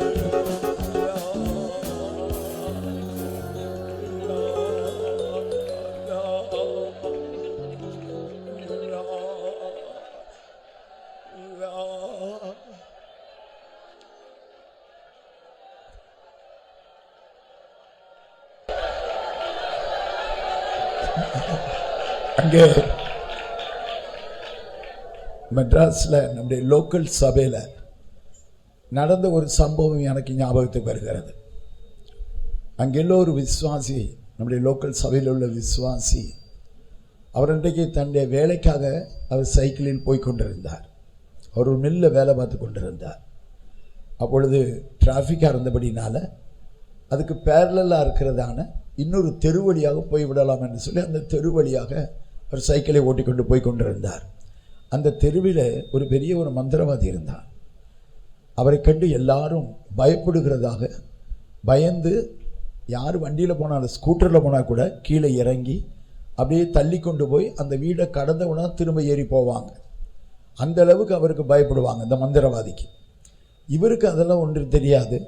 இவர் சைக்கிளில் அப்படியே போய்க்கொண்டு அந்த வீடை கிராஸ் பண்ணி சைக்கிளை உட்காந்துட்டே போன உடனே அந்த மந்திரவாதியினுடைய சீஷர்கள் கொஞ்சம் பேர் ஓடி வந்து சைக்கிளை பிடிச்சி நிப்பாட்டிட்டாங்க. நிப்பாட்டி என்ன பிடிக்கணும், நான் இப்போ உடனே எனக்கு மில்லுக்கு போகணும். இல்லை உனக்கு எவ்வளவு தைரியம், எங்கள் எஜமான் அங்கே உட்காந்துட்டு இருக்கிறார், வெளியே சேரில் உட்காந்துட்டு இருக்கார், நீ பாட்டு சைக்கிளில் உட்காந்துக்கிட்டு போகிற, யார் அது அப்படின்னு சொல்லி யார் அதுன்னு சொல்லி கேட்டபோது அப்போ அந்த மந்திரவாதி பேரை சொல்லிவிட்டு இவரை கையை பிடிச்சி இழுத்துட்டு போனாங்க. போய் அந்த மந்திரவாதிக்கு முன்பாக நின்றபோது அந்த மந்திரவாதி கண்டு இவர் ஒன்றும் பணிந்து கொள்ளவில்லை, ஒன்றும் செய்யலைன்னு அவருக்கு கோபம் வந்துச்சு. பொதுவாக எல்லாம் வந்து காலத்தோடு கும்பிடுவாங்க. இவர் அப்படி செய்யாத அப்படியே நின்று கொண்டு இருந்த உடனே ஜனங்கள் அங்கே கூடி இருந்ததுனால அவங்களுக்கு முன்பாக தான் ஏதோ தாழ்த்தப்பட்டது போல் அந்த மந்திரவாதி நினைச்சதுனால கையில் கொஞ்சம் சாம்பிராணி எடுத்து நம்முடைய விசுவாசின் மேல் அந்த சாம்பிராணியை அவர் வீசி, அவர் சாம்பிராணியில் விபூதி அதை எடுத்து தூக்கி வீசி அவர் மேலே முகத்தில் போட்டார். போட்டுட்டு நீ இன்னும் 3 நாட்களில் ரத்தமாக கக்கி செத்து போயிடுவேன்னு சொல்லிட்டார். அந்த விசுவாசி நம்முடைய திருவொற்றியூர் சபை சென்னை அதை சேர்ந்த விசுவாசி. அவருக்கு என்ன செய்யணும்னு தெரியல. அவர் நேராக ஃபெய்த்தோமுக்கு வந்தார். அவங்கள ஊழியக்காரங்களை பார்த்து பேசின போது ஊழியக்காரங்க சொன்னாங்க, ஒரு 3 நாள் நீ எப்படியாவது மில்ல லீவ் போட்டு வந்துரு, இங்கே ஃபெய்த்தோமுக்கு வா, இங்கே நாங்களும் உன்னோடு கூட சேர்ந்து ஜெபிக்கிறோம், நீயும் தொடர்ந்து 3 நாள் இங்கே தங்கியிருந்து ஜெபம் பண்ணு, உடைய மனைவி பிள்ளைகள் கூட இங்கே வந்துடட்டும் என்று சொல்லி தைரியப்படுத்தினாங்க. கர்த்தருடைய பரிசுத்த நாமத்துக்கு மகிமை உண்டாகட்டும். ஊழியக்காரர் அவர்களுக்கு சொன்ன ஆலோசனை, நீ மாத்திரம் உடைய ஜீவிதத்தை நல்லா சுத்திகரிச்சுக்கோ, ஆண்டவருடைய பரிசுத்த ரத்தத்துக்குள்ளே நீ வந்துரு. அறிந்தோ அறியாமலோ தெரிந்தோ தெரியாமலோ ஏதாவது குறைகுற்றங்கள் எதனை இருக்குமே ஆனால் கர்த்தருடைய பரிசுத்த ரத்தத்தால் கழுவி சுத்திகரிக்கப்பட நீ உன்னை ஒப்பு கொடுத்து விடு. பிற்பாடு கர்த்தரை தந்து ஒரு அபிஷேகத்தின் கேள், நாங்களும் உன்னோடு கூட சேர்ந்து ஜெபிக்கிறோம், சில சமயம் விசிட்டிங் அது போக வேண்டியிருந்தாலும் நீங்கள் ஃபெய்த்தோம்லே இருந்து நீ தொடர்ந்து ஜெபித்து கொண்டிருந்து என்று சொன்னாங்க. இப்படியாக அவர் ஃபெய்த்தோமில் அன்றைக்கு மதியத்துக்கு மேலே ஃபெய்த்தோம் வந்துட்டார். வந்திருந்து அப்படியாக ஜெபிச்சு கொண்டு இருந்த போது ஊழியக்காரன் கூட ஜெபிச்சாங்க. சாயந்தரம் கொஞ்சம் விசிட்டிங் போனாங்க. அப்போ அந்த சமயம் இவர் ஜெபிச்சுக்கிட்டு இருந்தார். அப்போ ஒரு தரிசனம் பார்த்தார். ஒரு ஏவல் பிசாசு அது இவருக்கு உரதமாக ஏவப்பட்டு அது இவரை கொன்று போட்டு விடும்படியாக அவர் அருகே கடந்து வந்தது. கிட்ட வந்த உடனே இவர் ரொம்ப ஆண்டவரே என்று சொல்லி அவர் கர்த்தருடைய பாதங்களை பற்றி பிடித்தவராய் தன்னை முழுமையாய் ஒப்பு கொடுத்து அவர் ஜெபித்து கொண்டிருந்த போது அவரை சுற்றி ஒரு அக்கினி எரிய ஆரம்பித்தது. அப்பொழுது இவர் அருகே வந்த பிசாசு அந்த அக்கினியினாலே கொஞ்சம் காயப்படுத்தப்பட்டவுடன் அது திரும்பி போய்விட்டது. ஊழியக்காரங்க விசிட்டிங் போயிட்டு வந்தவனே சொன்னார், சரி இன்றைக்கு நைட்டும் நம்ம எல்லாரும் ஜெபிக்கலாம் அப்படின்னு ஊழியர்களும் இரவு சேர்ந்து கொண்டு ஜெபிச்சாங்க. கர்த்தருடைய பரிசுத்த நாமத்துக்கு மகிமை உண்டாகட்டும். 2வது நாள் ஒன்றும் இல்லை, 3வது நாள் ஒரு மதியத்துக்கு மேலே என்று நினைக்கிறேன். அப்படியே அவர்கள் ஜெபித்து கொண்டிருந்த போது திடீரென்று இப்பொழுது இன்னொரு முன்பை காட்டிலும் மிகவும் பெரிய ஒரு பிசாசு, மிகவும் பெரிய ஒரு உருவத்தில் மிக பயங்கரமான ஒரு தோற்றத்தோடு கூட இவரை கொல்லும்படியாக அது வந்தது. அப்பொழுது ஊழியக்காரர்கள் எல்லாரும் சேர்ந்து தான் காண்கிறதை சொன்ன, அந்த வருது என்னை கொல்றதுக்காக வருது, மிக பயங்கரமான ஒரு ரூபம் இருக்கிறது என்று சொல்லி சொன்னபோது ஊழியர்கள் நீ தைரியப்படுத்தி நல்ல அவருடைய ரத்தத்தால் கழுவப்பட்டிருக்கிறோம், கர்த்தர் தன்னுடைய அபிஷேகத்தை நமக்கு தந்திருக்கிறார், சத்துனுடைய வல்லமைகள் தான் நமக்கு கீழ்ப்படுத்தப்படுமே தவிர நாம் பயப்பட வேண்டிய அவசியம் இல்லை என்று சொல்லி உற்சாகமே எல்லாரும் சேர்ந்து ஜெபித்து கொண்டிருந்த போது இந்த பிசாசு அருகே நெருங்கி வந்தது. அப்பொழுது வானத்திலிருந்து ஒரு தூதன் உருவின பட்டயத்தோடு கூட கீழே இறங்கினான். உருவின பட்டயத்தோடு இறங்கி அந்த பிசாசை அவன் அதிகமாக காயப்படுத்தி விட்டான். அந்த பிசாசுக்கு வேறொன்று செய்ய முடியாதபடி அதிகமான காயமடைந்து அது கத்திக்கொண்டே போய்விட்டது. அப்பொழுது காரியங்கள் இப்படி நடந்தது என்று சொன்னபோது அப்போ ஊழியர்கள் சொன்னாங்க, இனி சத்துரு வரமாட்டான், ஆண்டவர் எல்லாவற்றிலும் ஜெயம் தந்தார், அதற்காக நாம் ஆண்டவரை ஸ்தோத்திரிப்போம் என்று சொல்லி அன்றைக்கு மீதி இருந்த நேரங்களை நன்றாக ஸ்தோத்திரம் பண்ணி கர்த்தருக்கு நன்றி சொல்லி முடித்தாங்க. அடுத்த நாள் காலையில் இவர் வேலைக்காக போனார். போகும்போது அந்த மெயின் ரோடுடைய சைடில் அந்த பேரல் ரோட்லேயே நம்ம போகலாம், இப்போ 4வது நாள் ஆச்சு, இப்போ 3 நாளில் ரத்தமாக கைக்கு செத்து போயிடும் சொல்லியிருந்தார். சரி, எனக்கு ஆண்டவர் என்னை பாதுகாத்தாரே, அதனால மிகவும் சந்தோஷத்தோடு கூட அந்த தெருவழியாய் போன போது அந்த மந்திரவாதியினுடைய வீட்டிற்கு முன்பாக ஒரு பந்தல் போடப்பட்டிருந்தது. திரளான ஜனங்கள், என்னன்னு தெரியல, எல்லாம் அவரை வந்து பார்க்க வந்திருக்காங்களோ என்னமோ சொல்லி அப்படி போனபோது இந்த மந்திரவாதியினுடைய அந்த சீஷர்கள், முன்பு இவரை பிடித்து கொண்டு அவரிடத்தில் கொண்டு போனவர்கள், அவர்கள் எல்லாம் ஓடி வந்து இவருடைய காலில் விழுறாங்க. ஏன் காலில் விட? இல்லை, நீங்கள் எங்களுக்கு மந்திரவாதியாக இருங்க, அவர் செத்துட்டாரு, அவர் நேற்று ரத்தமாக கக்கி இந்த நேரத்தில் இறந்தாருன்னு சொன்னாங்க. ரத்தமாக கக்கி இறந்த நேரம் அந்த தேவதூதன் பரலோகத்திலிருந்து கீழே இறங்கி தன்னுடைய பட்டயத்தினால் அவன் அதிகமாக காயப்படுத்தின போது அந்த பிசாசு திரும்பினதை மிகவும் கோபத்தோடு வலி வேதனையில் திரும்பினது இந்த மந்திரவாதியை அடித்து விட்டது. அந்த மந்திரவாதி செத்து போனார். அல்லேலூயா. ஏதாவது பிள்ளிசுனி அது இதுன்னு சொல்லி மனுஷனை தேடி போகாதீங்க. ஏதோ பணத்தை வச்சு எல்லாவற்றையும் சரி செய்து விடலான்னு யோசிக்காதீங்க. பிசாசு எங்கேயும் போக மாட்டான். பிசாசு முற்றிலுமாய் முறியடிக்கப்பட வேண்டுமானால், சத்துருடைய வல்லமைகள் முற்றிலுமாய் நம்ம விட்டு நம்முடைய குடும்பத்தை விட்டு அகன்று போக வேண்டுமே ஆனால் அவருடைய பரிசுத்த இரத்தத்தால் நாம் கழுவப்படுவோமாக. கர்த்தருக்கு பிரியமில்லாத காரியங்களை விட்டு விலகுவோமாக. அதற்காக கர்த்தராமே நம்மை பலப்படுத்துவாராக.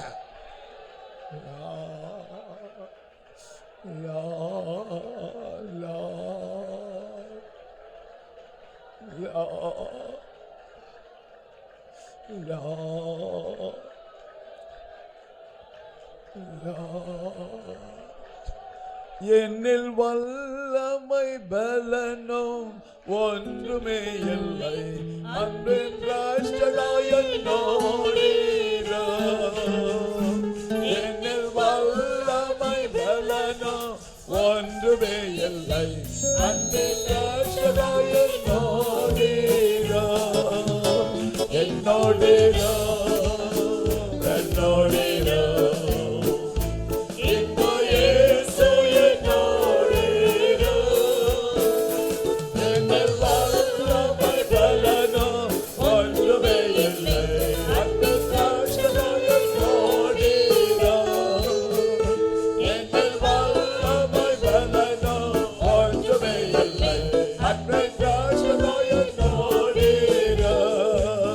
என்னோடீரோ என்னோடீரோ இன்ப இயேசு என்னோடீரோ. என்னில் வல்லமை பலனும் ஒன்றுமே இல்லை, அன்பின் ராஷ்டிரதாய் என்னோடீரோ. என்னில் வல்லமை பலனும் ஒன்றுமே இல்லை, அன்பின் ராஷ்டிரதாய் என்னோடீரோ. என்னில் வல்லமை பலனும் ஒன்றுமே இல்லை, அன்பின் ராஷ்டிரதாய் என்னோடீரோ. என்னில் வல்லமை பலனும் ஒன்றுமே இல்லை, அன்பின் ராஷ்டிரதாய் என்னோடீரோ. என்னில் வல்லமை பலனும் ஒன்றுமே இல்லை, அன்பின் ராஷ்டிரதாய் என்னோடீரோ. என்னில் வல்லமை பலனும் ஒன்றுமே இல்லை, அன்பின் ராஷ்டிரதாய் என்னோடீரோ. என்னில் வல்லமை பலனும் ஒன்றுமே இல்லை, அன்பின் ராஷ்டிரதாய் என்னோடீரோ. என்னில் வல்லமை பலனும் ஒன்றுமே இல்லை, அன்பின் ராஷ்டிரதாய் என்னோடீரோ. என்னில் வல்லமை பலனும் ஒன்றுமே இல்லை, அன்பின் ராஷ்டிரதாய் என்னோடீரோ.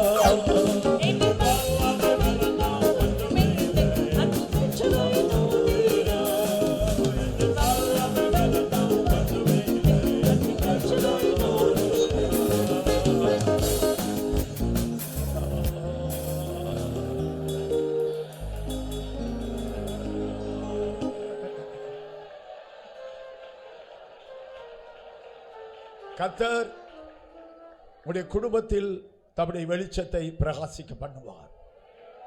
எல்லா இருளும் அந்தகாரமும் நீங்கி போகும். நீங்கள் அவருடைய மகனாக மகளாக இருக்கிறீர்கள். கர்த்தருடைய ஆலயமாக கர்த்தர் உங்களுக்குள்ளே வாசமாக இருக்கிறார். கர்த்தர் உங்களை கைவிட மாட்டார். கர்த்தர் உங்களை விட்டு விலக மாட்டார். அவருடைய ஜெயம் உன்னுடைய ஜெயமாக இருக்கும். வெளிச்சங்கள் வீசணும், அந்தகாரம் மாறணும். வெளிச்சங்கள்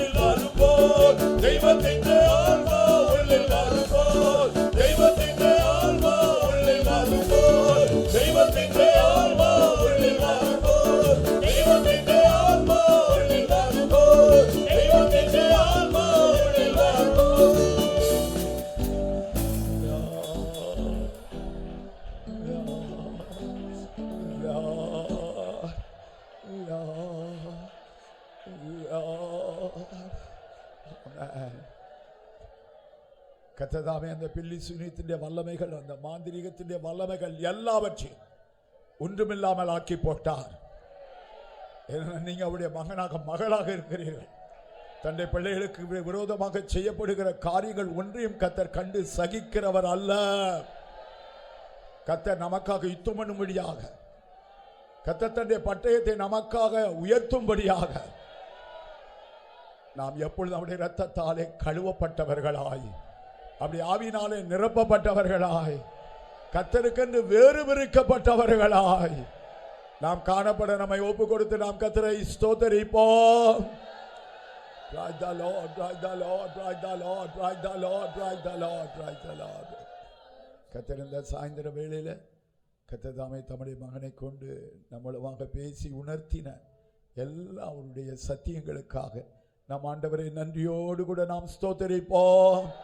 Praise the Lord, praise the Lord, praise the Lord, praise the Lord, praise the Lord. கர்த்தர் கிருபையாய் இன்றைக்கு ஒரு விடுதலையை, கர்த்தர் ஒரு வெளிச்சத்தை கட்டளையிட்டிருக்கிறபடியால் நாம் கர்த்தரை ஸ்தோத்தரிப்போம். Praise the Lord, praise the Lord, praise the Lord, praise the Lord, praise the Lord, praise the Lord. உங்களுடைய வீடுகளுக்கு போகும்போது ஒரு பெரிய ஒரு விடுதலையை, ஒரு வெளிச்சத்தை, ஒரு சமாதானத்தை, ஒரு இளைப்பாறுதலை நீங்கள் காண போகிறீர்கள்.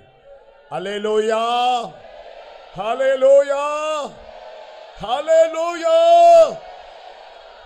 திரியேக தேவனுக்கு எல்லா துதிகன மகிமையை தந்து நாம் அவரை ஸ்தோத்தரிப்போம். Praise the Lord, praise the Lord, praise the Lord.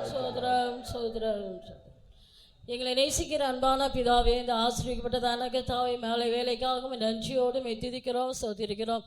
கடந்த 2 நாள் நடந்ததான கூட்டங்களெல்லாம் நீர் ஆசீர்வதித்தீர் கர்த்தாவே. மகிமையின் தேவன் மகிமையாய் எங்கள் மத்தியில் கடந்து வந்து நீர் கிரியை செய்தபடிய நாள் ஸ்தோத்திரம். நீர் எங்களுக்கு வெளிப்படுத்தி கொடுத்ததான விலை சத்தியங்களுக்காக அம்மை துதிக்கிறோம், அம்மை ஸ்தோத்திரிக்கிறோம். ஆண்டவரே ஸ்தோத்திரம். இந்த 3ஆம் நாள் மாலையிலையும் கர்த்தாவே நம்முடைய சமூகத்தில் நம்முடைய ஜனங்களை நீர் கூட்டி சேர்த்து அப்படியே நாள் ஸ்தோத்திரம். ஆண்டவரே ஸ்தோத்திரம். என் நாமத்தை பிரசாபப்படுத்தும் எந்த ஸ்தானத்திலும் நான் வந்து உங்களை ஆசீர்வதிப்பேன் என்று சொன்ன தேவன் நம்முடைய சமூகத்தில் வந்ததான தேவ ஜனங்களை நீர் ஆசீர்வதித்தீர், அதற்காக ஸ்தோத்திரம். பாட்டியின் ஊழியத்தை ஆசீர்வதித்து பாட்டியின் மூலமாக நீர் எங்களோடு பேசினீர், எங்களை உயிர்ப்பித்தீர், அதற்காக ஸ்தோத்திரம். ஆண்டவரே ஸ்தோத்திரம். கர்த்தாவே ஆவியானது சியோனிலிருந்து சிங்காசனத்திலிருந்து நம்முடைய மகன் மூலமாக கர்த்தாவே இந்த 3ஆம் நாளிலும் நீர் எங்களுக்கு வெளிப்படுத்தி நல்ல சத்தியங்களுக்காக உம்மை துதிக்கிறோம், உம்மை ஸ்தோத்திரிக்கிறோம். ஆண்டவரே ஸ்தோத்திரம். இஸ்ரவேல் ஜனங்களுடைய பிரயாணத்தின் முடிவில சம்பவித்ததான காரியங்கள் ஒவ்வொன்றும் இந்த புதிய ஏற்பாடு சபையின் கர்த்தாவே பிரயாணத்தின் முடிவு சம்பவிக்கும் என்று ஆவியானவர் ஒவ்வொரு நாளும் எங்களுக்கு வெளிப்படுத்தி தந்தேன், எங்களோடு பேசி எங்களை எச்சரித்து வருகிற நாள் ஸ்தோத்திரம். கடைசி நாட்களில் வந்திருக்கிறோம், உடைய வருகைக்கு சமீபமாக வந்திருக்கிறோம். எங்களுடைய பிரயாணத்தின் முடிவிலே நாங்கள் வந்திருக்கோம். ஆண்டவரே எங்களுக்கும் கர்த்தாவே இஸ்ரவேல் ஜனங்களுக்கு சம்பவித்த ஒவ்வொன்றும் எங்களுக்கும் சம்பவிக்கும் என்று நீர் பேசினீரே, அதற்காக ஸ்தோத்திரம். ஆண்டவரே ஸ்தோத்திரம். ஆமென். ஆண்டவரே ஸ்தோத்திரம். நாங்கள் யுத்தத்தை சந்திக்கக்கூடியவர்களாக இருக்கிறோம். இஸ்ரவேல் ஜனங்கள் கானானுக்குள் பிரவேசிக்கும் வரையிலையும் அவங்களுக்கு யுத்தங்கள் நடந்தது. கானானுக்கு வெளியிலேயும் கானானுக்கு உள்ளேயும் அவர்களுக்கு யுத்தங்கள் நடந்தது. அதுபோலவே இந்த நாட்களில் கர்த்தாவே பரம கானானை சந்திக்க போறதான சபைக்கும் கர்த்தாவே யுத்தங்கள் உண்டு என்று நீர் எச்சரித்து ஆமென். ஆண்டவரே இந்த யுத்தங்களெல்லாம் நாங்கள் ஜெயிக்கும்படியாக பாடுகளின் சிந்தையை நாங்கள் ஆயுதமாக தரித்து கொள்ள வேண்டும் என்று நீர் எச்சரித்தபடியினால் நமக்கு ஸ்தோத்திரம். ஆண்டவரே ஸ்தோத்திரம். சுய முயற்சியினால கர்த்தாவே நாங்கள் உம்மை போல மாற முடியாது. ஆண்டினாலே சுய முயற்சி எல்லாம் கர்த்தாவே எங்களுடைய சுயத்தெல்லாம் நீர் உடைத்து கர்த்தாவே நீர் எங்களை உருவாக்கும்படியாக இயேசுவை போல மாறும்படியாக இயேசுவின் சுபாவங்களை நாங்கள் கற்றுக்கொள்ளும்படியாக நீர் எங்களுக்கு உதவி செய்ய முடியாது வேண்டிக் கொள்கிறோம். ஆண்டவரே எந்த இடத்துல எங்களிடத்தில் குறைகள் காணப்படுகிறது, எந்த இடத்தில் நாங்கள் விழுந்திருக்கிறோம் என்று கண்டுபிடித்து அந்த இடத்திலிருந்து நாங்கள் திரும்ப எழுந்து நாங்கள் பரிசுத்தத்தை அடைந்து கொள்ள நீர் உதவி செய்ய முடியாது வேண்டிக் கொள்கிறோம். ஆண்டவரே பரிசுத்தமாய் இருக்கிறவன் இன்னும் பரிசுத்தமாகட்டும் என்று சொன்னீரே. ஆமென். ஆண்டவரே இயேசுவை போல நாங்கள் மாறும்படியாக சேத்தெல்லாம் முற்றிலுமா அழிக்கப்பட்டு தேவ சித்தத்துக்கு முற்றிலுமா நாங்கள் ஒப்பு கொடுத்து நம்முடைய சாயலாக நாங்கள் உருவாக்கப்பட நாங்கள் எங்களை முற்றிலுமா ஒப்படைக்க வேண்டும் என்று நீர் எங்களுக்கு எச்சரித்தபடினால் ஸ்தோத்திரம். ஆண்டவரே இந்த நாளிலும் கூட கர்த்தாவே நீர் எங்களோடு பேசிக் கொண்டிருந்தீர், அதற்காக ஸ்தோத்திரம். ஆண்டவரே ஸ்தோத்திரம். இஸ்ரவேல் ஜனங்களை அந்த பிலேயாமும் பாலாக்கும் சபிக்க முடியவில்லை. அவர்கள் மலையின் உச்சியில் சென்று பார்த்தபோது அவர்கள் கர்த்தாவே ஆசீர்வதிக்கப்பட்ட ஜனங்களாக காணப்பட்டார்கள்.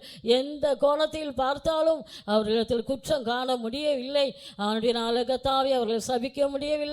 இதுபோல தேவ ஜனங்கள் கர்த்தாவே இந்த கடைசி நாட்களில் வந்திருக்கோம். தேவ ஜனங்களுக்கு விரோதமாக எத்தனையோ வல்லமைகள், வெள்ளி சுனித்தின் வல்லமைகள், அரசியல் மூலமாக உண்டாகிறதான வல்லமைகள், சோதனைகள் உண்டு. ஆண்டவரே எங்களுடைய ஜீவிதத்தில் குற்றமில்லாத ஒரு ஜீவித்தை செய்து ஆண்டவரே நாங்கள் நம்முடைய ஆசீர்வாதத்துக்கு சுதந்திரவாளிகளாய் மாற உதவி முடியாது ஜெபிக்கிறோம். தேவ ஜனங்களுக்கு விரோதமாய் உருவாக்கப்படும் எந்த ஆயுதமும் வாய்க்காதே போகுமே நீ சொன்னீர் ஆண்டவரே. இஸ்ரவேல் ஜனங்கள் தனிமையாக வாசமாயிருந்தார்கள், வேறுபாட்டின் ஜீவியம் உள்ளவர்களாக இருந்தார்கள். அந்த ஜீவியத்தில் இருந்தபடியானால் அவர்களுக்கு சபிக்க முடியவில்லை. அதுபோல ஆண்டவரே தேவ ஜனங்களை கூட எந்த வல்லமையும் ஆண்டவரை தாக்கப்படாதபடி அவர்கள் ஆண்டவரே வேறுபாட்டின் ஜீவித்தை காத்து இந்த நாளிலும் தேசத்தில் வந்த தேவ ஜனங்களுக்கு விரோதமாக, குடும்பங்களுக்கு விரோதமாக போராடுற சத்துருவின் சகல வல்லமைகளை அழித்து நிர்மலமாக்கி தேவ ஜனங்களை கத்தல் பாதுகாக்க முடியாது ஜெபிக்கிறாங்க தாவே. இஸ்ரவேல் ஜனங்கள் ராட்சதருடைய பட்டணங்களை எல்லாம் ஆண்டவரை ஜெயித்தார்கள், அவர்களை பிடித்து கொண்டார்கள். அதுபோல எங்களுக்கு கர்த்தாவே விரோதமாக எத்தனையோ ராட்சத வல்லமைகள் கிரி செய்கிறது என்று பரிசுத்தவான்கள் மூலமாக எங்களுக்கு வெளிப்படுத்தி தந்தேன். ஆனாலும் நாங்கள் கர்த்தாவே உள்ளத்தில் கர்த்தாவே ராட்சதர்களாக காணப்படவே நம்முடைய அபிஷேகத்தை நாங்கள் பெற்றுக்கொண்டு, கண்டாமிருகத்துக்கு பலனை பெற்றுக்கொண்டு, வேறுபாட்டின் ஜீவித்தை பாதுகாத்து கொண்டு உள்ளத்தில் நாங்கள் ராட்சதர்களாய் மாற வேண்டும் என்று நீர் எச்சரித்தபடியால் சோத்திரம் ஆண்டவரே. பழைய ஏற்பாட்டு பரிசுத்தவான்கள் மோசேயும் எலியாவும் கர்த்தாவே காலேபு தாவீது போன்ற பரிசுத்தவான்கள் உள்ளத்தில் ராட்சதர்களாக அநேக ராட்சதர்களை ஜெயித்தார்கள். அதுபோல எங்களுக்கு விரோதமாக கர்த்தாவே ஆகாய மண்டலத்தில் பொல்லாத ஆவிகள், துரைத்தனங்கள், அதிகாரங்கள் கிரி செய்து கொண்டு இருக்கிறது.